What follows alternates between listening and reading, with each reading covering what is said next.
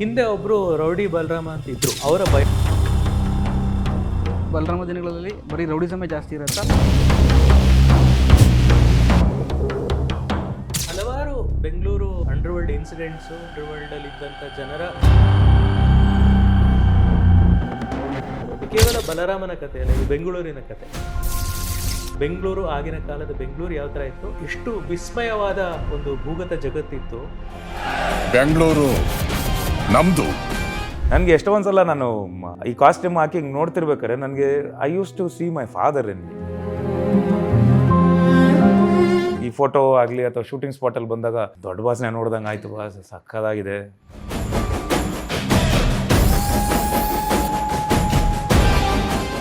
ಇವತ್ತು ಇಂಡಿಯನ್ ಸಿನಿಮಾದಲ್ಲಿ gangster music ಅಂತಂದರೆ ಸಂತೋಷ್ ನಾರಾಯಣ್. ಕನ್ನಡದಲ್ಲಿ ಬೇರೆ ಮ್ಯೂಸಿಕ್ ಡೈರೆಕ್ಟರ್ ಆ ಮ್ಯೂಸಿಕ್ನ ಬಹುಶಃ ಯಾವ ಮ್ಯೂಸಿಕ್ ಡೈರೆಕ್ಟರ್ ಯಾವ ಭಾಷೆಯಲ್ಲೂ ಕ್ರಿಯೇಟ್ ಮಾಡೋಕ್ಕಲ್ಲ. ಅವ್ರದ್ದು he has a different unique path. ಸ್ವಪ್ನಗಳ ತೆರೆದು ತೆರೆದು ಎಲ್ಲ ಆಟವನ್ನು ನಟಿಸದೆ ನಟಿಸಿರುವ ವಿನೋದ್ ಪ್ರಭಾಕರ್. ಸಿನಿಮಾ ಮುಗಿದಿದ ತಕ್ಷಣ ನಾನು ಹೋದ್ರೆ ಹಿಂಗೆ ಕರೆದ್ಬಿಟ್ಟು ಹೇಳಿದ್ರು, ಭಾಳ ಚೆನ್ನಾಗಿ ಮಾಡಿದ್ಯಾ ಕಣ, you deserve a state award. First time ನಾನು ಈ ನಿನ್ನ ಒಂದು ಸೈಡ್ ನೋಡಿರೋದು. KVN ಪ್ರೊಡಕ್ಷನ್ಸ್ ಅಂತ ಒಂದು ದೊಡ್ಡ ಸಂಸ್ಥೆ ಈ ಸಿನಿಮಾ ನೋಡಿ ಇಷ್ಟಪಟ್ಟು ಇದನ್ನ ವಿತರಣೆ ಮಾಡೋಕ್ಕೆ ಒಪ್ಕೊಂಡಿದ್ದಾರೆ. ಅದು ನಮ್ಮ ಸೌಭಾಗ್ಯ. ವಿಶ್ವವಾಣಿ ಟಿ ವಿ ವೀಕ್ಷಕರಿಗೆ ಸ್ವಾಗತ. ನಾನು ಅವಿನಾಶ್ ಜೀರಾಮ್. ಆ ದಿನಗಳು ಸಿನಿಮಾ ಮುಖಾಂತರ ಕನ್ನಡ ಚಿತ್ರರಂಗದಲ್ಲಿ ಒಂದು ಭೂಗತ ಲೋಕ ಸಿನಿಮಾಗಳಿಗೆ ಒಂದು ಹೊಸ ಆಯಾಮವನ್ನು ಕೊಟ್ಟಂಥ ನಿರ್ದೇಶಕರು KM ಚೈತನ್ಯ ಅವರು. ಈಗ ಅವರು ಆ ದಿನಗಳ ಮತ್ತೊಂದು ಅಧ್ಯಾಯವನ್ನು ಹೇಳಕ್ಕೆ ಬರ್ತಾ ಇದ್ದಾರೆ, ಅದು ಬಲರಾಮ ದಿನಗಳು ಸಿನಿಮಾ ಮುಖಾಂತರ. ಈ ಸಿನಿಮಾ ಕುರಿತಾಗಿ ನಮ್ಮ ಜೊತೆ ಮಾತಾಡಲಿಕ್ಕೆ ಸ್ವತಃ KM ಚೈತನ್ಯ ಅವರು ನಮ್ಮ ಜೊತೆ ಇದ್ದಾರೆ. ಜೊತೆಗೆ ಚಿತ್ರ ನಾಯಕ ನಟರಾದ ವಿನೋದ್ ಪ್ರಭಾಕರ್ ಅವರು ಇದ್ದಾರೆ. ಬನ್ನಿ ಅವ್ರನ್ನ ಮಾತಾಡ್ತಾ ಹೋಗೋಣ. ಸರ್ ನಮಸ್ತೆ. ಇಬ್ಬರಿಗೂ. ಸೊ ಬಲರಾಮ ದಿನಗಳು ಇದೇ ಜೂನ್ 26 ರಿಲೀಸ್ ಆಗ್ತಾ ಇದೆ ಸರ್. ಸೊ ಹೇಳಿ ಸರ್, ಸಿನಿಮಾ ಬಗ್ಗೆ ಏನು ಅನಿಸ್ತಾ ಇದೆ, ಎಕ್ಸೈಟ್ಮೆಂಟ್ಸ್? ಖುಷಿ ಆಗ್ತಾ ಇದೆ. ಇದೊಂದು ಆಲ್ಮೋಸ್ಟ್ 2 ವರ್ಷದ ಒಂದು ಜರ್ನಿ. ನನಗೆ 2023ರಲ್ಲಿ ಮೊದಲು ಶ್ರೇಯಸ್ ಅವರು ನಮ್ಮ ಪ್ರೊಡ್ಯೂಸರ್ ಬಂದು ಆ ದಿನಗಳು ಥರದ್ದು ಇನ್ನೊಂದು ಸಿನಿಮಾ ಮಾಡಬೇಕು, ವಿನೋದ್ ಪ್ರಭಾಕರ್ ಅವ್ರನ್ನ ಮುಖ್ಯ ಪಾತ್ರದಲ್ಲಿ ಇಟ್ಕೊಂಡು ಅದು ಬಲರಾಮ ಅನ್ನೋ ಸಬ್ಜೆಕ್ಟ್ ಮೇಲೆ ಮಾಡಬೇಕು ಅಂತ ಬಂದರು. ಓಕೆ. ಅಲ್ಲಿಂದ ಶುರುವಾಗಿದ್ದು ಇಲ್ಲಿವರೆಗೂ. ಈಗ 26ನೇ ತಾರೀಕು ಜೂನ್ ಈ ಸಿನಿಮಾ ರಿಲೀಸ್ ಆಗ್ತಿದೆ. It was a wonderful experience. ನಮ್ಮ ನಿರ್ಮಾಪಕರು ಬಹಳ ಮಹತ್ವಾಕಾಂಕ್ಷೆಯಿಂದ ಬಹಳ ಶ್ರದ್ಧೆಯಿಂದ ಈ ಚಿತ್ರವನ್ನು ನಿರ್ಮಾಣ ಮಾಡಿದ್ದಾರೆ. ವಿನೋದ್ ಪ್ರಭಾಕರ್ ಅಂತ ಅದ್ಭುತವಾದ ಕಲಾವಿದರ ಜೊತೆ ಮೊದಲನೇ ಬಾರಿ ನನಗೆ ಕೆಲಸ ಮಾಡುವ ಅವಕಾಶ ಸಿಕ್ತು. ಅವ್ರ ಜೊತೆ ಕೆಲಸ ಮಾಡೋಕ್ಕೆ ಬಹಳ ವರ್ಷದಿಂದ ಕಾತುರನಾಗಿ ಕಾಯ್ತಿದ್ದೆ. ಇವ್ರ ಜೊತೆ ಪ್ರಿಯಾ ಆನಂದ್ ಅವರು, ಆಶೀಶ್ ವಿದ್ಯಾರ್ಥಿಯವರು, ಅತುಲ್ ಕುಲಕರ್ಣಿ ಅವರು, ರಮೇಶ್ ಇಂದ್ರ, ವಿನಯ್ ಗೌಡ, ಹೀಗೆ ಎಷ್ಟೋ ನಾವು ನಟರುಗಳ ಹೆಸರು ಎಷ್ಟು ಹೇಳಿದ್ರೂ ಕಮ್ಮಿ, ಅಷ್ಟು ದೊಡ್ಡ ನಟರ ದಂಡು ಈ ಸಿನಿಮಾದಲ್ಲಿದೆ. ನನ್ನ ಜೊತೆ ಮತ್ತೆ ಆ ದಿನಗಳು ಸಿನಿಮಾ ಶೂಟ್ ಮಾಡಿದಂಥ HC ವೇಣು ಅವರು ಈ ಸಿನಿಮಾ ಕೂಡ ಛಾಯಾಗ್ರಾಹಕರು. ಅದೇ ಸಿನಿಮಾದ ಎಡಿಟರು ಹರಿದಾಸ್ KGF ಅವರು ಈ ಸಿನಿಮಾ ಕೂಡ ಎಡಿಟ್ರು. ಜೊತೆಗೆ ವಿಶ್ವಾಸ್ ಕಶ್ಯಪ್ ಅವರು ಆ ಪೀರಿಯಡ್ನ ಕಟ್ಕೊಡೋದ್ರಲ್ಲಿ ಆರ್ಟ್ ಡೈರೆಕ್ಟರ್ ಆಗಿ ತುಂಬ ಅದ್ಭುತವಾದ ಕೆಲಸವನ್ನು ಮಾಡಿದ್ದಾರೆ. ಜೊತೆಗೆ ಸಂತೋಷ್ ನಾರಾಯಣನ್ ಮೊದಲನೇ ಬಾರಿಗೆ ಕನ್ನಡ ಚಿತ್ರಕ್ಕೆ ಇದರಲ್ಲಿ ಎಂಟ್ರ್ ಆಗ್ತಿದ್ದಾರೆ. KVN ಪ್ರೊಡಕ್ಷನ್ಸ್ ಅಂತ ಒಂದು ದೊಡ್ಡ ಸಂಸ್ಥೆ ಈ ಸಿನಿಮಾ ನೋಡಿ ಇದನ್ನು ಇಷ್ಟಪಟ್ಟು ಇದನ್ನ ವಿತರಣೆ ಮಾಡೋಕ್ಕೆ ಒಪ್ಕೊಂಡಿದ್ದಾರೆ. ಅದು ನಮ್ಮ ಸೌಭಾಗ್ಯ. ಸೊ ಇನ್ನು ಜನರ ಮುಂದೆ ಹೋಗಬೇಕು, ಅವ್ರು ಹೇಗೆ ಇದನ್ನು ರಿಸೀವ್ ಮಾಡ್ಕೊಳ್ತಾರೆ ಅನ್ನೋದಕ್ಕೆ ನಾವು ಕಾಯ್ತಾ ಇದ್ದೀವಿ. ಸರ್ ಹೇಳಿ ಸರ್, ಹೇಗೆ ಅನಿಸ್ತಿದೆ ನಿಮಗೆ? ಒಂದು ವರ್ಷ ನಂತರ ಮತ್ತೆ ತೆರೆ ಮೇಲೆ ಬರ್ತಾ ಇದ್ದೀರಾ.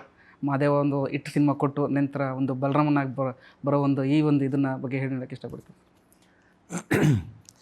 ಅದೇ 1 ಇಯರ್ ಕಂಪ್ಲೀಟ್ ಆಯಿತು. ನೆನ್ನೆಗೆ 6ನೇ ತಾರೀಕಿಗೆ ಮಾದೇವ ರಿಲೀಸ್ ಆಗಿ 1 ವರ್ಷ ಆದಮೇಲೆ ಬಲರಾಮ. ಸೊ ಬಲರಾಮ ನನಗೆ ತುಂಬ ಸ್ಪೆಷಲ್ ಸಿನಿಮಾ ಆಗುತ್ತೆ. ರೈಟ್ ಫ್ರಮ್ ಬಿಗಿನಿಂಗಿಂದ. ಏನಕ್ಕೆ ಸ್ಪೆಷಲ್ಲು ಅಂದರೆ, ಫಸ್ಟ್ ಆಫ್ ಆಲ್ ನನಗೆ KM ಚೈತನ್ಯ ಸರ್ ಅವ್ರ ಜೊತೆ ಅವರ ಡೈರೆಕ್ಷನಲ್ಲಿ ಕೆಲಸ ಮಾಡ್ತಿರೋದು ನನಗೂ ತುಂಬ ಇಷ್ಟ ಆಯಿತು. ಬಿಕಾಸ್ ನಾವು ಅವ್ರ ಸಿನಿಮಾನ ನೋಡಿ ಆ ಫ್ಯಾನ್ ಬಾಯ್ ಮೂಮೆಂಟು ಆ ದಿನಗಳು ಸಿನಿಮಾಯಿಂದ, ಅದಾದಮೇಲೆ ಅಮ್ಮ ಐ ಲವ್ ಯು, ಆಟಗಾರ ಆಗಲಿ, ಒಂದು ಸಾಲು ಸಿನಿಮಾಗಳು. ಸೊ ಇದು 10ನೇ ಸಿನಿಮಾ ಅವ್ರದ್ದು. ಸೊ ವರ್ಕ್ ಮಾಡೋಕ್ಕೆ ನಾನು ತುಂಬ ಇಷ್ಟ ಆಯಿತು. Because as a very intelligent person, basically intelligent director ಅಂತ ನಾನು ಟ್ಯಾಗ್ ಕೊಡೋಕ್ಕೆ ಇಷ್ಟ ಇಲ್ಲ. Because is basically is very intelligent. ನಿಮಗೆ ಯು ನೇಮ್ ಇಟ್, ನಿಮ್ಗೆ ಏನು ಕೇಳಿ ಅವ್ರಿಗೆ ಎಲ್ಲ ಕ್ಷೇತ್ರದಲ್ಲೂ ಎಲ್ಲ ವರ್ಗದಲ್ಲೂ ಎಲ್ಲ ವಿಷಯಗಳು ಗೊತ್ತಿರುತ್ತೆ. ಈಸ್ ಲೈಕ್ ಒನ್ ಎನ್ಸೈಕ್ಲೋಪೀಡಿಯಾ ಅವರು. ಯು ನೇಮ್ ಇಟ್ ಇಲ್ ಹ್ಯಾವ್ ಆನ್ಸರ್ಸ್. ಅದಾದಮೇಲೆ ತುಂಬ ತಿಳ್ಕೊಂಡಿದ್ದಾರೆ. ನಾಟ್ ಓನ್ಲಿ ಸಿನಿಮಾ, ನೀವು ಯಾವುದೇ ಕ್ವೆಶ್ಚನ್ ಯಾವುದೇ ಒಂದು ಇದರಲ್ಲಿ ಕೇಳಿ, ಪೊಲಿಟಿಕಲ್ ಆಗಲಿ ಅಥವಾ ಸಾಹಿತ್ಯ ಆ್ಯಂಡ್ ತುಂಬ ಚೆನ್ನಾಗಿ ಓದ್ಕೊಂಡಿದ್ದಾರೆ.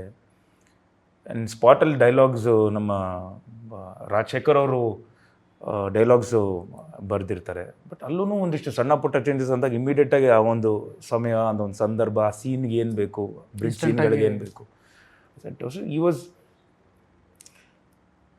ಕೆಲವು ಸೀನ್ಗಳನ್ನ ಇದೇ ಥರ ಪೋರ್ಟ್ರೇ ಮಾಡಬೇಕು ಅಂತ ಇರುತ್ತೆ. ಅದು ಸಿನಿಮ್ಯಾಟಿಕ್ ಆಗಿ ಒಂದು ಫಾರ್ಮ್ಯಾಟ್ ಇದೆ.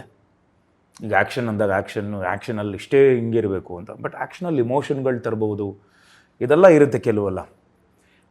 ಆ ಸೀನ್ ಟ್ರೀಟ್ಮೆಂಟ್ ಬೇರೆ ಥರನೂ ಮಾಡಬಹುದು.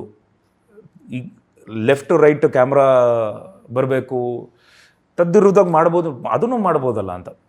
ಯು ಕ್ಯಾನ್ ಎಕ್ಸ್ಪ್ಲೋರ್ ಸಿನಿಮಾ ಅಂತ. ಅದನ್ನು ಭಾಳ ಚೆನ್ನಾಗಿ ಅರ್ಥಕೊಂಡು, and I felt very happy working with him. And moreover ನಮ್ಗೆ ಆ ಒಂದು ಫ್ರೀಡಮ್ ಕೊಡ್ತಾರೆ. ಓಕೆ, ಬಿಫೋರ್ ಆಗಿ ಏನು ನಾನು ಮಾಡ್ತಾಯಿದ್ದೀನಿ, ಏನು ಮಾಡೋಕ್ಕೆ ಹೊರಟಿದ್ದೀನಿ, ಆ ಸೀನ್ಗಳನ್ನ ಎಕ್ಸ್ಪ್ಲೇನ್ ಮಾಡಿ, we use to sit together, ಸ್ಕ್ರಿಪ್ಟಲ್ಲಿ ಏನೇನು ಡಿಸ್ಕಷನ್ ಇದೆಲ್ಲ ಮಾಡಿ, ಅದಾದಮೇಲೆ ನನಗಿಷ್ಟು ಬೇಕು, ಆ ಚೌಕಟ್ಟಲ್ಲಿ ನೀವೇನು ಮಾಡಿಕೊಡ್ತೀರಾ. ಓಕೆ. ಆ್ಯಂಡ್ ಇವನ್ ಸಾಂಗ್ಸ್, ಮೊಂಟಾಜ್ ಸಾಂಗ್ಗಳು ಮಾಡ್ಬೇಕಾದ್ರೆ ಪ್ರಿಯಾ ಆನಂದ್ ಅವರು ನನ್ನ ಕೋ-ಸ್ಟಾರ್ ಆಗಿ ಆ್ಯಕ್ಟ್ ಮಾಡಿದಾಗ ಎಷ್ಟು ಕಮೆಂಟಲ್ ನೋಡಿ ಇದು, ಆ್ಯಂಡ್ ನೀವೇನು ಪರ್ಫಾರ್ಮ್ ಮಾಡ್ತೀರಾ ನೀವು ಡಿಸ್ಕಸ್ ಮಾಡಿ. ಅದಾದಮೇಲೆ ಅವ್ರಿಗೆ ಗೊತ್ತಿರುತ್ತೆ ಆ ಚೌಕಟ್ಟಿಂದ ಆಚೆ ಬರ್ತಿದೆ ಅಂದಾಗ ಅಲ್ಲಿಗೆ ಕಟ್ ಮಾಡಿ, ಇಲ್ಲ ಇಷ್ಟೇ ಸಾಕು ನನಗೆ, ಇಷ್ಟೇ ನಾನು ತೋರಿಸೋದು, ನನ್ನ ತೆರೆ ಮೇಲೆ ಇಷ್ಟೇ ಬರುತ್ತೆ ಅಂತ. ಎಡಿಟಿಂಗ್ ಸೆನ್ಸ್ ಆಗಲಿ, ಕೆಲವು ಫುಲ್ಲು ಶೂಟ್ ಮಾಡಿ ಆಮೇಲೆ ನಾನು ಕಟ್ ಮಾಡ್ತೀನಿ ಅನ್ನೋದಲ್ಲ, ಕರೆಕ್ಟಾಗಿ ನನಗೆ ಇಷ್ಟು ಬೇಕು, ಪ್ಯಾಟರ್ನ್ ಸಾಕು ಅಂತೇಳಿ ಅವ್ರ ಜೊತೆ ಕೆಲಸ ಮಾಡಿದ್ದು ನನಗೆ ತುಂಬಾ ಇಷ್ಟ ಆಯಿತು. ಆ್ಯಂಡ್ ಅಫ್ಕೋರ್ಸ್ ಈ comes from very legendary family. ಅವ್ರ ತಾತ ಅವರಾಗಲಿ, ಅವ್ರ ತಂದೆಯವರಾಗಲಿ, ಇವರಾಗಲಿ. ನಾನು ನೆನ್ನೆ ಕೂತ್ಕೊಂಡು ಮಾತಾಡ್ತಿರ್ಬೇಕಾದ್ರೆ ಅವ್ರು ಹೇಳಿದ್ರು, ಅವ್ರ ತಂದೆ ಒಂದು ಫುಲ್ ಪುಸ್ತಕನ ಒಂದೇ ದಿನ ಓದ್ತಾರಂತೆ. ಒಂದೇ ದಿನದಲ್ಲಿ ಫುಲ್ ಓದಿ ಮುಗಿಸ್ಬಿಡ್ತಾರಂತೆ. ಆಮೇಲೆ ಒಂದು ಸಣ್ಣ ಪುಸ್ತಕ ನನ್ನ ಕೈಲಿ ಇಟ್ಟಿದ್ರು. ಸರ್ ಇದು ಅಂದೆ, ಇದೇನೋ 1 hour ಅಷ್ಟೇ ಓದ್ಬಿಡ್ತಾರೆ ಅಂತ. ಅದು not everybody can do that. And ಅದನ್ನು ಓದಿ ಅದನ್ನು ಆ ನಾಲೆಜ್ನ ತಗೊಳ್ಳೋದು, ಅದು ಏನಿದೆ ಪುಸ್ತಕದಲ್ಲಿ ಅನ್ನೋದು ತಗೊಳ್ಳೋದು, it is not easy. And ಅವ್ರ ಜೊತೆ ಕೆಲಸ ಮಾಡಿದ್ದಾಗಲಿ ತುಂಬ ಇದೆ ಎಕ್ಸ್ಪೀರಿಯನ್ಸಸ್ಸು, ಪ್ರತಿಯೊಂದು ಹಂತದಲ್ಲೂ ಹೇಳ್ತೀನಿ. ಸೆಕೆಂಡ್, ನನಗೆ ಫಸ್ಟ್ ಆ್ಯಕ್ಚುಲಿ ಶ್ರೇಯಸ್ ಕಡೆಯಿಂದನೇ ಸಿನಿಮಾ ಆಗಿತ್ತು. ಬಟ್ ಶ್ರೇಯಸ್ ಅವ್ರಿಗೂ ನಾನು ತುಂಬ ಥ್ಯಾಂಕ್ಸ್ ಹೇಳೋಕ್ಕೆ ಇಷ್ಟಪಡ್ತೀನಿ. ಶ್ರೇಯಸ್ ಆಗಲಿ, ಅವ್ರ ತಾಯಿ ಪದ್ಮಾವತಿ ಅವರಾಗಲಿ. ಬಿಕಾಸ್ ಆ ಸಿನಿಮಾ ನನ್ನ ಹತ್ರ ತೊಗೊಂಡ್ಬಂದಾಗ ನಾನು ಫಸ್ಟೇ ಹೇಳಿದ್ದೆ, 7 ಕೋಟಿ ಮೇಲೆ ದಾಟಬೇಡಿ ಬಡ್ಜೆಟು. ಯಾಕಂದ್ರೆ ನನಗೆ ಬಡ್ಜೆಟ್, ಬಿಕಾಸ್ ಮಾದೇವ ಬಿಫೋರ್ ಆಗಿದ್ದು ಸಿನಿಮಾ ಅದು. ಮಾದೇವ ಬರೋಕ್ಕೆ ಮುಂಚೆ ಆಗಿದ್ದು. ಏನು ಮಾರ್ಕೆಟ್ ಓಪನ್ ಆಗುತ್ತೆ, ಥಿಯೇಟ್ರಿಕಲ್ಲಿ ಏನು ಬರುತ್ತೆ ಅಂತ ಗೊತ್ತಿರಲಿಲ್ಲ ನನಗೆ. ದೊಡ್ಡ ಸಿನಿಮಾ ಅಂತಿದ್ದೀರಾ, ದೊಡ್ಡ ಸ್ಟಾರ್ ಕಾಸ್ಟ್ ಅಂತಿದ್ದೀರಾ ಅಂತ. ಬಟ್ ಅವರು ಪ್ರೊಡ್ಯೂಸರ್ ಸೈಡಿಂದ ಇಲ್ಲ, ನಾವು ಲ್ಯಾವಿಶ್ ಆಗಿ ದೊಡ್ಡದಾಗಿ ಮಾಡಬೇಕು, ಲಾರ್ಜ್ ಸ್ಕೇಲಲ್ಲಿ ಮಾಡಿದ್ರೆ ಮಾತ್ರ ಈ ಸಿನಿಮಾ ಇದಾಗುತ್ತೆ ಅಂತೇಳಿ ಅವಾಗ ಅದನ್ನು ದುಪ್ಪಟ್ಟು ಮಾಡಿ, ಆಮೇಲೆ ಸಂತೋಷ್ ನಾರಾಯಣ್ ಅವ್ರನ್ನ ಕರ್ಕೊಂಬಂದು, ದೆನ್ ಅದಾದಮೇಲೆ ಆಶೀಶ್ ವಿದ್ಯಾರ್ಥಿ ಅವರು, ಅಟಲ್ ಕುಲಕರ್ಣಿ ಅವರು, ಶರದ್ ಸರ್, ಆ್ಯಂಡ್ ಒಂದಿಷ್ಟು ಆ ದಿನಗಳವರು ಅಲ್ಲಿ ಇರೋರೆಲ್ಲ ಕರ್ಕೊಂಬಂದು ಇಲ್ಲಿ ಬಂದಾಗ, ದೆನ್ ಪ್ರಿಯಾ ಆನಂದ್ ಅವರು ಹೀರೋಯಿನ್, ವಿನಯ್ ಗೌಡ, ನಮ್ಮ ರಜತ್, ಆದಿತ್ಯ ಶ್ರೀ, ವಂಡರ್ಫುಲ್ ಆ್ಯಕ್ಟರ್, ನಮ್ಮ which is that sir, Srinivas, Deere devil Mustafa ಹುಡುಗ, ಅದರಲ್ಲಿ ಮಾಡಿದ್ದು wonderful actor, is also wonderful actor. ಅವ್ರ ಜೊತೆ ಒಂದು ಟೀಮು. ಆಮೇಲೆ ಶ್ರೇಯಸ್ ಅವ್ರ ತಮ್ಮ, ಅಂದರೆ ಪ್ರೊಡ್ಯೂಸರ್ ತಮ್ಮ ತೇಜು ಅಂತ ಹೊಸ ಪರಿಚಯ ಅವರು. ಆ್ಯಂಡ್ ಇವರು sir Rameshendra sir, and Pratap Narayanan, ಭಾಳಷ್ಟು ಕಲಾವಿದರು ದಂಡೇ ಇದೆ. ಅಷ್ಟು ದೊಡ್ಡದಾಗ ಸಿನಿಮಾ ಮಾಡಬೇಕು ಅಂದರೆ ಪ್ರೊಡ್ಯೂಸರ್ ಗಟ್ಟಿ ಇರಬೇಕು. ಆ್ಯಂಡ್ ಅಫ್ಕೋರ್ಸ್ ಮಾದೇವ ರಿಲೀಸ್ ಆದಮೇಲೆ ಇದನ್ನ ಮಾಡಿದರೆ ಓಕೆ, ನಾವು ಅವಾಗ ನನಗೆ ಇಷ್ಟು ಬರುತ್ತೆ, ಇಷ್ಟು ಆಗಿದೆ, ಇಷ್ಟು ಕೋಟಿ ನೀವು ಪುಷ್ ಮಾಡ್ಬೋದು ಅಂತ ಹೇಳ್ಬೋದಿತ್ತು. ಬಟ್ ಆ ಧೈರ್ಯ ಮಾಡಿದ್ದು ಅವ್ರು ಪ್ರೊಡ್ಯೂಸರ್ಸು. ಆ್ಯಂಡ್ ದೊಡ್ಡ ದೊಡ್ಡ ಫೈಟ್ ಮಾಸ್ಟರ್ಸು, ಟೆಕ್ನಿಷಿಯನ್ಸು. ಅದಾದಮೇಲೆ ಹರಿದಾಸ್ KGF ಅವರು ಎಡಿಟರ್, ಆ್ಯಂಡ್ ರಾಹುಲ್ ಅವರು ಡಿಸೈನರ್, ಸೌಂಡ್ ಡಿಸೈನರ್, ಭಾಳಷ್ಟು ಜನ. ಆ್ಯಂಡ್ ನಮಗೆ ವಿಶ್ವಾಸ್ ಕಶ್ಯಪ್ ಅಂತೇಳಿ ಅವರು ಆರ್ಟ್ ಬ್ಯೂಟಿಫುಲ್ಲಾಗಿ ಮಾಡಿದ್ದಾರೆ. ಸೊ ಒಂದು ದೊಡ್ಡ ಟೀಮೇ ಇದೆ. ಸೊ ಈ ಸಿನಿಮಾ ಮೇನಾಗಿ ಆರ್ಟ್ ಡಿಪಾರ್ಟ್ಮೆಂಟ್ ಭಾಳ ಇಂಪಾರ್ಟೆಂಟ್ ಆಗುತ್ತಲ್ಲ ಮೆಟ್ರೋ ಸಿನಿಮಾ ಅನ್ನೋ ಕಾರಣಕ್ಕೋಸ್ಕರ. ಹೌದು ಹೌದು. ಸೊ ನಿಮಗೆ ಸರ್ ಬಲರಾಮನ್ ಪಾತ್ರ ಮಾಡಬೇಕು ಅಂದಾಗ ನಿಮ್ಗೆ ಆ ಥರ ಆ ಪಾತ್ರ ಹಿನ್ನೆಲೆಲ್ಲ ನೋಡಿದಾಗ ನಿಮ್ಗೆ ಹೇಗೆ ಅನ್ನಿಸ್ತು, ಮತ್ತು ಆ ಪಾತ್ರಕ್ಕೋಸ್ಕರ ನೀವು ಮಾಡ್ಕೊಂಡಂಥ ತಯಾರಿಗಳು ಯಾವ ಥರ ಇದ್ದವು ಸರ್? ಖಂಡಿತ, ಬಿಕಾಸ್ ಒಂದು even from Madeva I am telling ಅಲ್ಲ, ಆ ಪಾತ್ರದೊಳಗಡೆ ಪ್ರವೇಶ ಆಗಿ ಆ ಪಾತ್ರ ಏನು ನನಗೆ ಕ್ಯಾರೆಕ್ಟರ್ ಇದೆಯೋ ಅದನ್ನು ನಾನು ಫಸ್ಟು ತಿಳ್ಕೊತೀನಿ, ಯಾವ ಪಾತ್ರ ಏನು ನಾನು ನಿಭಾಯಿಸೋಕ್ಕೆ ಆಗುತ್ತಾ ಅಂಥೇಳಿ. ಅದಾದಮೇಲೆ ಅದಕ್ಕೆ ಹೋಮ್ವರ್ಕ್ ಏನೇನು ಮಾಡಬೇಕು ಒಂದಿಷ್ಟು. ಸೊ ಬಲರಾಮನಾಗಿ ನಾನು ಪ್ರಿಪೇರ್ ಆಗಿ ಆಲ್ಮೋಸ್ಟ್ 3 months ಬ್ಯಾಕ್ ನಾವು ಯಾವಾಗ ಸ್ಕ್ರಿಪ್ಟಲ್ಲಿ ನಾವು ಸ್ಟಾರ್ಟ್ ಮಾಡೋದು ಅಲ್ಲಿಂದನೇ ತುಂಬ ಡಿಸ್ಕಷನ್ಗಳಾಗ್ತಿತ್ತು ನಮಗೆ. ಸ್ಕ್ರಿಪ್ಟು ಹೇಗೆ ಮಾಡೋದು, ನನಗೊಂದಿಷ್ಟು ನನ್ಗೆ ಹೇಳೋರು ಯಾವುದಾದ್ರೂ ಒಂದು ಬಲರಾಮಂದು ಏನೋ ಒಂದು ಒಳ್ಳೆ ಥಾಟ್ ಬಂತು ಅಂದರೆ ಇಮಿಡಿಯೇಟಾಗಿ ಕಾಲ್ ಮಾಡಿ ಹೇಳೋರು, ಇದು ನೋಡಿ ಈ ಥರ ಮಾಡೋಣ, ಇದು ಹಿಂಗಿರುತ್ತೆ ಅಂದಾಗ ನಾನು ಅದನ್ನು ಕರೆಕ್ಟ್ ಅಲ್ಲ ಸರಿ ಆಯಿತು ಅಂತ ಅದಕ್ಕೆ ಒಂದಿಷ್ಟು ಪ್ರಿಪೇರ್ ಆಗ್ಬಿಡೋನು. ಓಕೆ, ಯಾವ ಥರ ನೆಕ್ಸ್ಟು ಹೋಗಿ ಪರ್ಫಾರ್ಮ್ ಮಾಡಬೇಕು ಅಂತೇಳಿ. ಆ್ಯಂಡ್ ಅಫ್ಕೋರ್ಸ್ ನಾವು ಸೆಟ್ಟಿಗೆ ಹೋಗೋಕ್ಕೆ ಮುಂಚೆ ತುಂಬ ಡಿಸ್ಕಷನ್ಗಳಾಗೋದು, ಬಟ್ ಸೆಟ್ಟಿಗೆ ಹೋದ್ಮೇಲೆ ಏನೂ ಡಿಸ್ಕಷನ್ ಇಲ್ಲ, ಸ್ಮೂತಾಗೆಲ್ಲ ಓಕೆ ಆಗೋದು. ಅಫ್ಕೋರ್ಸ್ ತುಂಬಾ ಪ್ರಿಪ್ರೇಷನ್ ಇತ್ತು. ಆ್ಯಂಡ್ ಬಲರಾಮ ಬಂದು ಬಲಿಷ್ಠನ ಕಾಣಿಸ್ಬೇಕು. ಟೈಟ್ಲಿಗೆ ಏನು ಬಲರಾಮ ಅಂದಾಗ ಅವ್ನು ಹೊಡಿಯೋ ಏಟ್ಗೆ ಅದು ಹಂಗಿರಬೇಕು ಅಂದಾಗ I put on little more weight, ಒಂಚೂರು ಇನ್ನೊಂದು ಸ್ವಲ್ಪ ವರ್ಕೌಟ್ ಮಾಡಿ ನೀವು ನೋಡ್ಬೋದು ಒಂದು ಸ್ವಲ್ಪ ಆಡಿಯನ್ಸ್ ನಂಬಬೇಕು ಬಲರಾಮ ಹೊಡೆದಂದ್ರೆ ಹಿಂಗಿರುತ್ತೆ ಹೊಡೆತಾ ಅನ್ನೋ ಥರ ನೀವು ಪಾತ್ರ ಇದಾಗಿರಬೇಕು. ಅದಕ್ಕೆಲ್ಲ ಒಂದಿಷ್ಟು ರೆಡಿಯಾಗಿ. ಬಟ್ ನನ್ನ ಫಿಸಿಕಲಿ ನಾನು ರೆಡಿ ಆಗೋದಕ್ಕಿಂತ ಮೆಂಟಲಿ ನಾನು ತುಂಬ ಪ್ರಿಪೇರ್ ಆಗಿದ್ದೆ ಈ ಸಿನಿಮಾಗೆ. ಫಿಸಿಕಲ್ ಪ್ರಿಪ್ರೇಷನ್ ರೆಗ್ಯುಲರ್ ಇರುತ್ತೆ, but mentally I was very prepared. ನನಗೆ ಅದು ಸ್ಕ್ರೀನ್ ಮೇಲೆ ಆ್ಯಕ್ಚುಲಿ ಡೈರೆಕ್ಟರ್ ಸರ್ ಅಲ್ಲ, ಬಿಕಾಸ್ ನಾವು ಏನು ಕೊಟ್ಟರು ನಮ್ಮ ತುಂಬ ಏನೇನೋ ಹೋಗ್ತಿರುತ್ತೆ, ಬಟ್ ಡೈರೆಕ್ಟರ್ ಸರ್ ಒಬ್ಬರು ಆ ಕ್ಯಾರೆಕ್ಟರ್ ಸೃಷ್ಟಿ ಮಾಡ್ಕೊಂಡಿರ್ತಾರಲ್ಲ. ಹೌದು. ಸೊ ಎವ್ರಿ ಟೈಮ್ ನಾನು ಯೂಶ್ವಲಿ ಮಾನಿಟರ್ ಕೇಳ್ತಿರಲಿಲ್ಲ, ಮಾನಿಟರ್ ನೋಡ್ಬಿಟ್ಟು ಓಕೆನಾ ಅಂತ ನಾನು ಇದು ಮಾಡ್ತಿರಲಿಲ್ಲ. ಎಲ್ಲ ಓಕೆ ಆದಮೇಲೆ ಕಟ್ ಆದಮೇಲೆ I think hardly I never use to see monitor. ನಾನು ಇವ್ರನ್ನೇ ಕೇಳ್ತಿದ್ದೆ, ಸರ್ ಓಕೆನಾ ಅಂತ, ತುಂಬ ಚೆನ್ನಾಗಿದೆ ಅಂತ. ಬಿಕಾಸ್ ಇವ್ರ ವಿಷನ್ ಅಲ್ವಾ ಅದು, ಬಲರಾಮ ಅನ್ನೋದು ಇವ್ರ ವಿಷನ್. ನಾನು ಬಲರಾಮ ಹಂಗೆ ಕಾಣಿಸ್ಬೇಕು ಅಂತ ಇವ್ರಿಗಿರುತ್ತೆ. ನಾನೋಗಿ ಮಾನಿಟರ್ ನೋಡ್ಬಿಟ್ಟು ನಾನು ಚೆನ್ನಾಗಿ ಮಾಡಿದೆ ಅಂತ ನಾನು ಹೇಳಬಾರ್ದು. So I use to ask him, ಓಕೆನಾ ಇದು ಅಂತ, ಕರೆಕ್ಟ್ ಇದೆ ಅಂತ. ನಾನು ಸರ್ ಇನ್ನೊಂದು 1 more ಮಾಡಲ ಅಂತ, ಏನು ಮಾಡ್ತೀರಾ ಅಂತ ಕೇಳೋರು. ಇದು ಅಂತ, ಇಲ್ಲ ಇದು ಸಾಕು, ನನ್ನ ಕ್ಯಾರೆಕ್ಟರ್ ಇಷ್ಟೇ ಇತ್ತು, ಇದೇ ಬೇಡ ಅಂತ. ಓಕೆ, ಸಮ್ಟೈಮ್ಸ್ ನಾವು ಒಂದು ರಫ್ ಅಪ್ ನಡೀತಿರುತ್ತೆ. ಒಂದು ಸೀನ್ ಕಂಪ್ಲೀಟ್ ಆದಮೇಲೆ, ಮಾನಿಟ್ರೆಲ್ಲ ಆದಮೇಲೆ, ಟೇಕ್ ಆದಮೇಲೆ ಒಂದು ದೊಡ್ಡ ಸೀನು ಅದಾದಮೇಲೆ ಹೋಗಿ ಮಾನಿಟರ್ ನೋಡ್ಬಿಟ್ಟು ನಾನು ಕೇಳ್ತೀನಿ, ಸರ್ 1 more ಮಾಡಲಾ ಅಂತ. ನನಗೂ ಅನಿಸ್ತು ಸ್ವಲ್ಪ ಕಮ್ಮಿ ಮಾಡಿ, ಒಂಚೂರು ಕೆಲಸತೆ ಇದು ಆಗಿದೆ. ಅವ್ರು ಬಂದು ಇನ್ನೊಂದು ಸತಿ ಮಾಡ್ಬೋದಾ ಅಂತ, ಏನಕ್ಕೆ ವಿನೋದ್ ಅವರೇ, ಇಲ್ಲ ನನಗೆ ಬೇಕು, ಸರಿ ಆಯಿತು ಅಂತ ಅಂದಾಗ ಅದೇನೋ ಮಾಡ್ತಾರೆ. ಅವಾಗ ಗೊತ್ತಾಗುತ್ತೆ ಯಾಕೆ ಅವರು ಸೆಕೆಂಡ್ ಟೈಮ್ ಮಾಡಿದ್ರು ಅಂತ. ಓ ಇದಕ್ಕೋಸ್ಕರನಾ ಅಂತ. ಆ ಫ್ರೀಡಮ್ ನಮಗೆ ಕೊಟ್ಟರೆ ಅದೇನಾಗುತ್ತೆ ಅಂದರೆ ಇನ್ನೂ ಏನೋ ಒಂದು betterment. Because working with him you have to be prepared. It's not so easy ಇವ್ರ ಜೊತೆ ವರ್ಕ್ ಮಾಡೋದು. You have to come prepared because is already prepared. ನಿಮ್ಗೆ ಅವರು is like a machine gun. ಅವರು ಆಲ್ರೆಡಿ ಲೋಡೆಡ್. ನೀವು ಅಷ್ಟು ಈಸಿಯಾಗಿ ಬಂದು ನೀವೇನೋ ಸಿಲ್ಲಿ ಕ್ವೆಶ್ಚನ್ಸ್ ಏನೋ ಕೇಳ್ಬಿಡೋದು, ಹಿಂದೆ ಮುಂದೆ ಏನೋ ಒಂದು ಕೇಳ್ಬಿಡೋದು, ಹಂಗೆ ಆಗಲ್ಲ. ಬೈದಾಕ್ಬಿಡ್ತಾರೆ ಸೆಟ್ಟಲ್ಲಿ. ಬಟ್ ಅವ್ರಿಗೆ ಅದು ಈ ವಾಸ್ ಸೋ ಏನೋ ಆ ವಿಜುವಲೈಸ್ ಮಾಡ್ಕೊಂಬಿಟ್ಟಿದ್ರು ಸಿನಿಮಾನ. ಓಕೆ, ಅವರು ಇದರಲ್ಲಿ. ಆ್ಯಂಡ್ ಅಫ್ಕೋರ್ಸ್ ವೇಣು ಸರ್, ಹೌದು, ನಾನು ಕಂಡಂತೆ this is my 25th cinema. Of course ಎಲ್ಲ ದೊಡ್ಡ ಕ್ಯಾಮ್ರಾಗಳ ಜೊತೆ ಕೆಲಸ ಮಾಡಿದ್ದೀನಿ. One of the fastest cameraman ಅವರು ಲೈಟಿಂಗಲ್ಲಿ. ಫಸ್ಟ್ ಟೈಮ್ ನಾನು ಕೆಲಸ ಮಾಡ್ತಿರೋದು. ತುಂಬ ಫಾಸ್ಟು. ಹಿಂಗೆ ಅನ್ನೋ ಅಷ್ಟರಲ್ಲಿ ಇವ್ರು ಅವರ ಮಧ್ಯೆ ಕೆಮಿಸ್ಟ್ರಿ ಅದು ನೆಕ್ಸ್ಟ್ ಲೆವೆಲ್ ಬಿಡಿ. ಇವ್ರಿಗೆ ಏನು ಬೇಕು ಅನ್ನೋದು ಇವ್ರಿಗೆ ಬರೀ ಅವ್ರ ಕಣ್ಣಲ್ಲಿ ಅಥವಾ ಅವ್ರ ಬಾಡಿ ಲ್ಯಾಂಗ್ವೇಜಲ್ಲಿ ಗೊತ್ತಾಗ್ಬಿಡುತ್ತೆ. ನಾನೇನೋ ಫ್ರೇಮಿಂಗ್ ಮಾಡಿರ್ತೀನಿ ಅಂತ ಇವ್ರು ಏನೋ ಹಿಂಗೆ ತಿರ್ಕೊಂಡು ಹೋದ್ರು ಅಂತ, ಯಾಕೋ ಇಷ್ಟ ಆಗಲಿಲ್ಲ ಅನ್ಸುತ್ತೆ, ಚೇಂಜ್ ಮಾಡಿಬಿಡ್ತೀನಿ ಅಂತ ಇಮಿಡಿಯೇಟ್ ಚೇಂಜ್ ಮಾಡಿಬಿಡೋರು. ಓಕೆ, ಅಷ್ಟು ಬ್ಯೂಟಿಫುಲ್ಲಾಗಿ ಪಿಕ್ಚರೈಸ್ ಮಾಡಿರೋದು. ಆ್ಯಂಡ್ ಅಷ್ಟೇ ಫಾಸ್ಟಾಗಿ. ಆ್ಯಂಡ್ ಕೆಲವು ಕಡೆ want to tell you, zero ಲೈಟೇ ಇಲ್ಲ, ಲೈಟೇ ಯೂಸ್ ಮಾಡಿಲ್ಲ. ಓನ್ಲಿ ಸೋರ್ಸ್ ಯೂಸ್ ಮಾಡಿಕೊಂಡು ಒಂದಿಷ್ಟು ಬೋನ್ಸ್. ಕೆಲವು ಟೈಮಲ್ಲಿ ಹೈ ಸ್ಪೀಡ್ಗಳು ಯಾರೋ ಕ್ಯಾಮ್ರಾಮನ್ ವಿದೌಟ್ ಲೈಟಿಂಗ್ ತೆಗಿಯಲ್ಲ. ಓಕೆ, ಹೈ ಸ್ಪೀಡ್ ಶಾರ್ಟ್ಗಳು ತೆಗೆದಿದ್ದಾರೆ. 250 frames ಎಲ್ಲ ವಿದೌಟ್ ಲೈಟಿಂಗ್ ತೆಗ್ದಿರೋದು. ಮೈಸೂರಲ್ಲಿ ಒಂದು ಇಡೀ ಛತ್ರದ ತುಂಬ ಒಂದು 80-100 ಜನ ಆ್ಯಕ್ಟರ್ಸ್. ಸೊ 2 ದಿವಸ ಶೂಟಿಂಗ್ ಇತ್ತು. ನಾನು ಅಂದ್ಕೊಂಡೆ ಓ ಇಷ್ಟು ಛತ್ರಕ್ಕೆ ಇವ್ರು ಲೈಟಿಂಗ್ ಮಾಡಿ ಇಷ್ಟು ಆ್ಯಕ್ಟರ್ಸ್ಗೆ ಓ ತುಂಬ ಕಷ್ಟ ಆಗುತ್ತೆ, 3 ದಿವಸ ಬೇಕಾಗ್ಬೋದು ಅಂತಂದೆ. ಅವರು ಬಂದರು ನೋಡಿದ್ರು, ಆಯಿತು ಎಷ್ಟು ದಿವಸ ಇಟ್ಕೊಂಡಿದ್ಯಾ ಅಂತ. 2 ದಿವಸ ಜಾಸ್ತಿ ಇದೆ ಯಾಕೆ ಅಂತಂದೆ. ನಾನು ಏನೋ ಲೈಟ್ ಹಾಕಲ್ಲ, ಆಗೋಗಿದೆ ಲೈಟಿಂಗ್ ಅಂತಂದರು. ಆ ಇಡೀ ಲೊಕೇಶನ್ಗೆ ಲೈಟೇ ಹಾಕಲಿಲ್ಲ ಅವರು. ಆ ಛತ್ರ ಹೇಗಿತ್ತು ಆ ಲೈಟಿಂಗ್ ಕಂಡೀಷನ್ ಹಾಗೆ ಶೂಟ್ ಮಾಡಿದ್ರು. ಕ್ಯಾಮ್ರಾ ತಂದ್ಬಿಟ್ಟು ನನಗೆ ಕನ್ಫ್ಯೂಷನ್, ಹೆಂಗೆ ಅಟ್ಲೀಸ್ಟ್ ಒಂದು ಲೈಟ್ ಏನೋ ಫಿಲಪ್ ಮಾಡ್ತಾರೆ. ಬೇಡ ಚೆನ್ನಾಗಿದೆಯಲ್ಲ ಸಾಕಿಷ್ಟು ಅದ್ಭುತವಾಗಿ ಕಾಣಿಸುತ್ತೆ ಸೀನ್. ಹೌದು.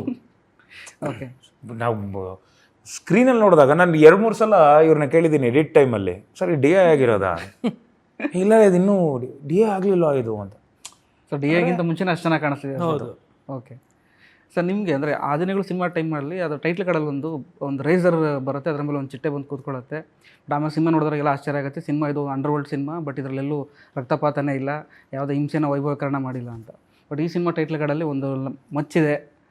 ಸೊ ಈ ಸಿನಿಮಾದಲ್ಲಿ ಯಾವ ಥರ ಇರುತ್ತೆ ಸರ್? ಅಂದರೆ ನಿರೀಕ್ಷೆ ಇಟ್ಕೊಂಡು ಬರೋರಿಗೆ ಅಂದರೆ ಆ ದಿನಗಳ ಥರ ಫೀಲ್ ಬರುತ್ತಾ, ಆ ಥರ ಇಲ್ಲೂ ಹಿಂಸೆ ಆ ಥರದ್ದೆಲ್ಲ ಯಾವ ಥರ ತೋರಿಸಿದ್ರೆ ಹೇಗೆ ಸರ್? ಆ್ಯಕ್ಚುಲಿ ನಿಮಗೊಂದು ಪ್ರಶ್ನೆ ಕೇಳ್ತೀನಿ. ಆ ದಿನಗಳು ಸಂಬಂಧಪಟ್ಟಂಗೆ ಒಂದು ಎಲಿಮೆಂಟು ಆ ದಿನಗಳು ಚಿತ್ರದ್ದೇ ಇದೆ ಈ ಪೋಸ್ಟ್ರಲ್ಲಿ. ಅದನ್ನ ನಿಮ್ಮ ವೀಕ್ಷಕರು ಇಡೀ ಪೋಸ್ಟರ್ ನೋಡಿ ಓಕೆ, ಅದು ಯಾವ ಎಲಿಮೆಂಟ್ ಇದೆ, ಇನ್ಫ್ಯಾಕ್ಟ್ ಅದು ನಮ್ಮ ಸಿನಿಮಾದೇ ಆ ಶಾರ್ಟ್ ಅಲ್ಲ, ಓಕೆ, ಆ ದಿನಗಳು ಸಿನಿಮಾದ ಒಂದು ಚಿತ್ರ ಅದು ಯಾವುದು ಅಂತ ಐಡೆಂಟಿಫೈ ಮಾಡಿ ನೀವು ನಿಮ್ಮ ಕಮೆಂಟ್ ಸೆಕ್ಷನ್ ಹಾಕಿ ಹೇಳಿ. ಆ ದಿನಗಳು ಚಿತ್ರಕ್ಕೆ ಯಾಕೆ ರೇಸರು ಮತ್ತು ಆ ಚಿಟ್ಟೆ ಇತ್ತು ಅಂತಂದರೆ, ದಾದಾಗಿರಿಯ ದಿನಗಳು ಪುಸ್ತಕದ ಡಿಸೈನ್ ಮುಖಪುಟ ಅದು, ರೇಸರು ಮೇಲೆ ಚಿಟ್ಟೆ. ಸೊ ಅದನ್ನೇ ನಾವು ಈ ಆ ದಿನಗಳು ಸಿನಿಮಾಗೆ ಬಳಸ್ಕೊಂಡ್ವಿ. ಆ ದಿನಗಳು ಸಿನಿಮಾ ಒಂದು ನಾನು ಕೆಲಸ ತಮಾಷೆ ಮಾಡ್ತಿರ್ತೀನಿ, ಬಲರಾಮನ ದಿನಗಳು ಆ ದಿನಗಳು ಸಿನಿಮಾ ಆನ್ ಸ್ಟೆರಾಯ್ಡ್ಸ್ ಅಂತ. ಸೊ ಆ ದಿನಗಳು ಆಗಿನ ಕಾಲಕ್ಕೆ ಕರೆಕ್ಟ್ ಆಗಿತ್ತು. ಬಟ್ ಇವತ್ತು ಆಡಿಯನ್ಸ್ ಚೇಂಜ್ ಆಗಿದ್ದಾರೆ, ಜನ ನೋಡ್ರೋ ಇದು ಎಷ್ಟೋ ವರ್ಲ್ಡ್ ಸಿನಿಮಾ ನೋಡ್ಕೊಂಡಿದ್ದಾರೆ, ಇವತ್ತಿನ ಟೇಸ್ಟ್ ಕೂಡ ಬದಲಾಗಿದೆ. ಹಾಗನ್ಬಿಟ್ಟು ನಾನು ತೀರಾ ಆ ದಿನಗಳು ಇಂದ ಡಿಪಾರ್ಚರ್ ಮಾಡಿಲ್ಲ. ಬಟ್ ಇವತ್ತಿನ ಜನ್ರೇಷನ್ಗೆ ಯಾವ ಥರ ಈ ಕಥೆಯನ್ನು ಹೇಳಬೇಕು, ಯಾವ ಪೇಸಲ್ಲಿ ಹೇಳಬೇಕು ಅದನ್ನು ಹೇಳುವ ಪ್ರಯತ್ನವನ್ನು ಮಾಡಿದ್ದೀನಿ. Okay sir. ಸೊ ಇನ್ನೊಂದು ರೆಟ್ರೋ ಸಿನಿಮಾಗಳು ಮಾಡಬೇಕು ಅಂದಾಗ ಅದು ಯಾವಾಗಲೂ ಹೇಳ್ತಾರೆ ಆರ್ಟ್ ಡೈರೆಕ್ಟರ್ಗಳು ತುಂಬ ಕೆಲಸ ಇರುತ್ತೆ ಅಂತ. ಸೊ ಅವತ್ತಿನ ಕಾಲಕ್ಕೆ ಆ ಸಿನಿಮಾನ ರೆಟ್ರೋ ಶೂಟ್ ಮಾಡಬೇಕಾದ್ರೆ ಇವತ್ತಿಗೆ ಈ ಸಿನಿಮಾನ ರೆಟ್ರೋ ಕಾಲಕ್ಕೆ ತಕ್ಕಂತೆ ಶೂಟ್ ಮಾಡಬೇಕಂದಾಗ ನಿಮಗೆ ಆದಂಥ ಚಾಲೆಂಜಸ್ ಅಂದರೆ ಸರ್ ಯಾವ ಥರ ಫೇಸ್ ಮಾಡಿದ್ರಿ ಚಾಲೆಂಜಸ್ನ? ಚಾಲೆಂಜ್ ಏನಂದರೆ 80-90ರ ದಶಕದ ಬೆಂಗಳೂರು ಇದೆಯಲ್ಲ, ಅದು ಸಂಪೂರ್ಣ ಹೋಗ್ಬಿಟ್ಟಿದೆ. ನಾನು 2007ರಲ್ಲಿ ಶೂಟ್ ಮಾಡುವಾಗಲೂ ಕೂಡ ಆ ಬೆಂಗಳೂರು ಇರಲಿಲ್ಲ. ಅದರಿಂದ ಆವಾಗ ಆ ದಿನಗಳು ಮಾಡುವಾಗ ಒಂದು ಗೌರ್ಮೆಂಟ್ ಕ್ವಾರ್ಟರ್ಸಲ್ಲಿ ಶೂಟ್ ಮಾಡಿದೆ. ಅದೃಷ್ಟವಶಾತ್ ಈ ಗೌರ್ಮೆಂಟ್ ಕ್ವಾರ್ಟರ್ಗಳು ಯಾವಾಗ ಕಟ್ಟಿರ್ತವೋ ಹಾಗೇ ಇರ್ತವೆ, ಸೊ ಅದರಿಂದ ಅಲ್ಲಿ ಸಾಕಷ್ಟು ಚಿತ್ರೀಕರಣ ಮಾಡಿದೆ. ಈ ಸಿನಿಮಾ ಮಾಡುವಾಗ ನಾವು ಅದು ಕೂಡ ವರ್ಕ್ ಆಗಲಿಲ್ಲ. ನಾವು ಬೆಂಗಳೂರನ್ನೇ ಬಿಟ್ಟು ಅರ್ಧಕ್ಕರ್ಧ ಜಾಸ್ತಿ ಮೈಸೂರಲ್ಲಿ ಮಾಡಬೇಕಾಗುತ್ತೆ. ಯಾಕೆಂದರೆ ಮೈಸೂರು ಇನ್ನೂ ಸ್ವಲ್ಪ ಆ ರೀತಿಯ ಇನ್ನೋಸೆನ್ಸ್ನ ಕಾಪಾಡಿಕೊಂಡಿದೆ. ಸೊ ಅದೊಂದು. ಆ ಸಿನಿಮಾಗೆ ನಮಗೆ ದೊಡ್ಡ ಸ್ಟ್ರೆಂತ್ ಆಗಿದ್ದವರು ಶಶಿಧರ್ ಅಡಪ ಅವರು ಮತ್ತು ವೇಣು ಅವರು. ಈ ಸಿನಿಮಾದಲ್ಲಿ ಶಶಿಧರ್ ಅಡಪ ಅವರ ಶಿಷ್ಯ ಆದ ವಿಶ್ವಾಸ್ ಕಶ್ಯಪ್ ಅವರು ಮತ್ತು ವೇಣು ಸರ್ ಮತ್ತೆ. ಓಕೆ. ಸೊ ಅವರು ಈ ಕಾಲವನ್ನು ಸೃಷ್ಟಿಸೋಕೆ ಸಹಾಯ ಮಾಡಿದ್ರು. ಆ ದಿನಗಳು ಸಿನಿಮಾದಲ್ಲಿ ಕಾಸ್ಟ್ಯೂಮ್ ಒಂದು ಭಾಳ ಮುಖ್ಯವಾದ ಡಿಪಾರ್ಟ್ಮೆಂಟ್ ಆಗಿತ್ತು. ಅದನ್ನು ಸುಮನಾ ಕಿತ್ತೂರ್ ನಾನು ಅಸೋಸಿಯೇಟ್ ಆಗಿದ್ದರು. ಅವರು ಚಾಚು ತಪ್ಪದೆ ಆಗಿನ ಕಾಲದ ಕಾಸ್ಟ್ಯೂಮ್ಗಳನ್ನ ಎಲ್ಲ ಮೇಂಟೈನ್ ಮಾಡೋಕ್ಕೆ ಹೆಲ್ಪ್ ಮಾಡಿದ್ರು. ಈ ಸಿನಿಮಾದಲ್ಲಿ ನಿಶಾ ವಿನೋದ್ ಪ್ರಭಾಕರ್ ಮೇಡಮ್ ಆ ಕಾಸ್ಟ್ಯೂಮ್ ಡಿಸೈನ್ ಏನಿದೆ ಅದು ಆ ರೀತಿ ನಾವು ಮೇಂಟೈನ್ ಮಾಡೋ ಥರ ಅವ್ರು ನೋಡಿಕೊಂಡ್ರು. ದಯಾನಂದ್ ಅಂತ ನಮಗೆ ಕಾಸ್ಟ್ಯೂಮರ್ ಇದ್ದರು, ಆದರೆ ಅದ್ರ ಮೇಲ್ವಿಚಾರಣೆಯನ್ನು ನಿಶಾ ಮೇಡಮ್ ಮಾಡಿದ್ರು. ಜೊತೆಗೆ ನನ್ನ ಅಸಿಸ್ಟೆಂಟ್ ಆ್ಯಂಡ್ ಅಸೋಸಿಯೇಟ್ ಡೈರೆಕ್ಟರ್ಸ್ ಅವ್ರು ಯಾರು 80 ಅಥವಾ 90ರ ದಶಕ ನೋಡಿದವರೇ ಅಲ್ಲ. ಅವರೆಲ್ಲ 2000 ಕಿಡ್ಸ್ ಅವರು. ಆದರೂ ಆ ಜೆನ್ಸಿ ಆದರೂ ಕೂಡ ಅದೇ ಕಾರಣಕ್ಕೆ ಬಹುಶಃ ತುಂಬ ಚಾಚು ತಪ್ಪದೆ ನೋಟ್ಸ್ ಮಾಡಿಕೊಂಡು ಎಲ್ಲ ರೀತಿಯಲ್ಲೂ ನಾನು ಕೂಡ ಎಡುವುದೇ ಇರೋ ಥರ ನೋಡಿಕೊಂಡವರು ನನ್ನ ಕಿರಣ್ ಶಿವ್, ಅಕ್ಷಯ್, ಮಂದಸ್ಮಿತಾ, ರಘು, ಗಿರೀಶ್ ಇವರೆಲ್ಲ ನನ್ನ ಡೈರೆಕ್ಷನ್ ಟೀಮ್ ಅವರು. ಓಕೆ ಸರ್, ಅಂದರೆ ನೀವು ಹೇಳಿ ಅಂದರೆ ಈಗ 80-90 ದಶಕ ನೀವು ನೋಡಬೇಕಾದ್ರೆ ತುಂಬ ಚಿಕ್ಕವರಾಗಿರ್ತೀರ ಆ ಟೈಮಲ್ಲಿ. ಬಟ್ ಈ ಸಿನಿಮಾ ಮಾಡಬೇಕಾದ್ರೆ ಆ ಒಂದು ಸೆಟ್ಟಲ್ಲಿ ಹೋಗಿ ಆ್ಯಕ್ಟ್ ಮಾಡಬೇಕಾದ್ರೆ ನೀವು ಅಡಲ್ಟ್ ಇವಾಗ. ಸೊ ನೀವು ಅಂದರೆ ನಿಮ್ಮ ಬಾಲ್ಯದಲ್ಲಿ ನೋಡೋದನ್ನು ಈಗ ಸಿನಿಮಾದಲ್ಲಿ ಮಾಡಬೇಕು ಅಂದಾಗ ನಿಮಗೆ ಯಾವ ಥರ ಫೀಲ್ ಆಗ್ತಾಯಿತ್ತು? ಅಂದರೆ ರೆಟ್ರೋ ಕಾಲ ಅವತ್ತು ಓಕೆ ನೀವು ಇದನ್ನೆಲ್ಲ ಬಾಲ್ಯದಲ್ಲಿ ಎಕ್ಸ್ಪೀರಿಯನ್ಸ್ ಮಾಡಿರ್ತೀರ ಅದನ್ನೆಲ್ಲ. ಸೊ ಅದನ್ನು ಮತ್ತೆ ಸೆಟ್ಟಲ್ಲಿ ಹೋಗಿ ನೋಡಿದಾಗ ಯಾವ ಥರ ಅನಿಸ್ತಾ ಇತ್ತು? ನನಗೆ ಏನಾಗ್ತಿತ್ತು ಗೊತ್ತಾ ಸರ್, ಎಲ್ಲ ರೆಡಿಯಾಗಿ, ಬಿಕಾಸ್ ನನಗೆ ಅಷ್ಟೊಂದು ನನಗೆ ಐ ಡೋಂಟ್ ರಿಮೆಂಬರ್ ಆ ಥರದ್ದು ಬ್ಯಾಗಿ ಪ್ಯಾಂಟ್ಸು ಅಥವಾ ಇನ್ ಮಾಡಿದ್ದು ಸ್ಕೂಲ್ ಟೈಮಲ್ಲಿ ನನಗೆ. ಬಟ್ ಯಾವ ಥರ ಕಾಣಿಸ್ತಿದೆ ಅನ್ನೋದು ನನಗೆ ಅಷ್ಟೊಂದಿಲ್ಲ. ನಮ್ಮ ತಂದೆನ ನೋಡ್ತಿದ್ದೆ ನಾನು. ಅವ್ರು ರೆಡಿಯಾಗಿ ಬರ್ತಿರ್ಬೇಕಾರೆ ಡ್ರೆಸ್ಸಿಂಗ್ ರೂಮಿಂದ ಬರೋರು ಅದೇ ಥರ ಶರ್ಟು ಇನ್ ಮಾಡಿಕೊಂಡು ನಾರ್ತ್ ಸ್ಟಾರ್ ಶೂಸು ಆ ಒಂದು ಇದು ಬರೋದು, ಬ್ಯಾಗಿ ಪ್ಯಾಂಟ್ಸಿಗೆ ಸ್ಪೋರ್ಟ್ಸ್ ಶೂ ಹಾಕೋರು ಆ ಟೈಮಲ್ಲಿ. ತುಂಬ ಜನ ಬೆಲ್ಟ್ ಎಲ್ಲ ಹಾಕಿ ಹೈ ವೇಸ್ಟು, ಓಕೆ, ನಿಮಗೆ ಬೇರೆ ಸೋಬರ್ ಕಲರ್ಸ್ ಇದು ಒಂದೆರಡು ಫೋಲ್ಡು, ಆ ಹೇರ್ ಸ್ಟೈಲು, ಸ್ವಲ್ಪ ದೊಡ್ಡ collar, not bell bottom. So ಇದು ಆ ಥರ ನಾನು ನಮ್ಮ ತಂದೆ ರೆಡಿಯಾಗಿ ಬರೋದನ್ನು ನೋಡ್ತಿದ್ದೆ. ನನಗೆ ಎಷ್ಟೊಂದು ಸಲ ನಾನು ಈ ಕಾಸ್ಟ್ಯೂಮ್ ಹಾಕಿ ಹಿಂಗೆ ನೋಡ್ತಿರ್ಬೇಕಾರೆ ನನಗೆ I use to see my father in me. ಹಿಂಗೆ ಕಾಣಿಸ್ತಿದಾರಲ್ಲ ಕರೆಕ್ಟು ಅಂತ. ನಂಗೆ ಕೆಲವರು ಈ ಫೋಟೋ ಆಗಲಿ ಅಥವಾ ಶೂಟಿಂಗ್ ಸ್ಪಾಟಲ್ಲಿ ಬಂದಾಗ ದೊಡ್ಡ ಬಾಸ್ನೇ ನೋಡ್ದಂಗೆ ಆಯ್ತು, ಸಕ್ಕದಾಗಿದೆ, ಕಾಸ್ಟ್ಯೂಮ್ಸ್ ಎಲ್ಲ ಸಕ್ಕದಾಗಿದೆ, ತುಂಬ ಚೆನ್ನಾಗಿದೆ, ದೊಡ್ಡವ್ರನ್ನೇ ನೋಡ್ದಂಗೆ ಆಗುತ್ತೆ ಅದು. ಸೊ ಅದೆಲ್ಲ ನನಗೆ I felt very happy. And ನಾವು ಆ ಸ್ಕೂಲು ಆ ಕಾಲೇಜ್ ಇದೆಲ್ಲ ಆ ಟೈಮಲ್ಲಿ, ಸ್ಕೂಲ್ ಟೈಮಲ್ಲಿ ನಾವು ಎಲ್ಲ ಈ ಹೆಸರುಗಳನ್ನ ಕೇಳ್ತಿದ್ವಿ. ಜಯರಾಜ್ ಸರ್ ಅವರು, ಜಯರಾಜ್ ಅವರು, ಕೊತ್ವಾಲ್ ಅವರು, ರೈ ಅವರು, ಆ್ಯಂಡ್ ಕೂಲಿ ಫಯಾಜ್ ಅವರು. ಯಾಕಂದರೆ ನಾನು ಫ್ರೇಜರ್ ಟೌನ್ ಇದ್ದಾಗ ಶಿವಾಜಿನಗರ ಹತ್ರ ಅಲ್ಲೇ ತಾನೇ ಹತ್ರ ಇದ್ದಿದ್ದು. ಅವಾಗ ನಾವು ಗಾಳಿಪಟ ಆಮೇಲೆ ಈ ಪಲ್ಸರ್ ಅಂಗಡಿ ಅಂತೆಲ್ಲ ಹೇಳೋರು. ಅಲ್ಲಿಗೆ ಹೋಗ್ತಿರ್ಬೇಕಾರೆ, ಸೈಕಲಲ್ಲಿ ಹೋಗ್ತಿರ್ಬೇಕಾರೆ ಇಷ್ಟು ಇಯರ್ ಅಬೌಟ್ ಕೂಲಿ ಫಯಾಜ್ ಅವರು. ಆ್ಯಂಡ್ ನಮ್ಮ ತಂದೆಯವ್ರ ಜೊತೆ ಗರಡಿ ಅಲ್ಲಿ ಜಿಮ್ಮಲ್ಲಿ ಯೂಸುಫ್ ಅಂತ ಒಬ್ರು ಇದ್ರು, ಅವರು ಆ್ಯಕ್ಟ್ ಮಾಡಿದರು. ಅವರು ಹಿಂದಿಯಲ್ಲಿ ಸೇಮ್ ಟಾರ್ಜನ್ ಸಿನಿಮಾ ಮಾಡಿದ್ದಾರೆ.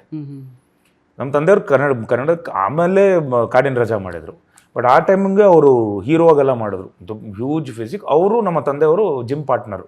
ಯಾಕಂದರೆ ಆ ಗರಡಿಯಲ್ಲಿ ಆ ಜಿಮ್ಮಲ್ಲಿ ಮ್ಯಾಕ್ಸಿಮಮ್ ವೆಯ್ಟ್ ಎತ್ತೋರು ಇವರಿಬ್ಬರೇ ಅಂತೆ. ಫುಲ್ ಪ್ಲೇಟ್ಸ್ ಲೋಡ್ ಮಾಡಿ ಡೆಡ್ ಲಿಫ್ಟ್ ಎಲ್ಲ ಇವರಿಬ್ಬರೇ ಅಂತ ಎತ್ತೋದು. ಇವ್ರನ್ನ ಬಿಟ್ಟರೆ ಬೇರೆ.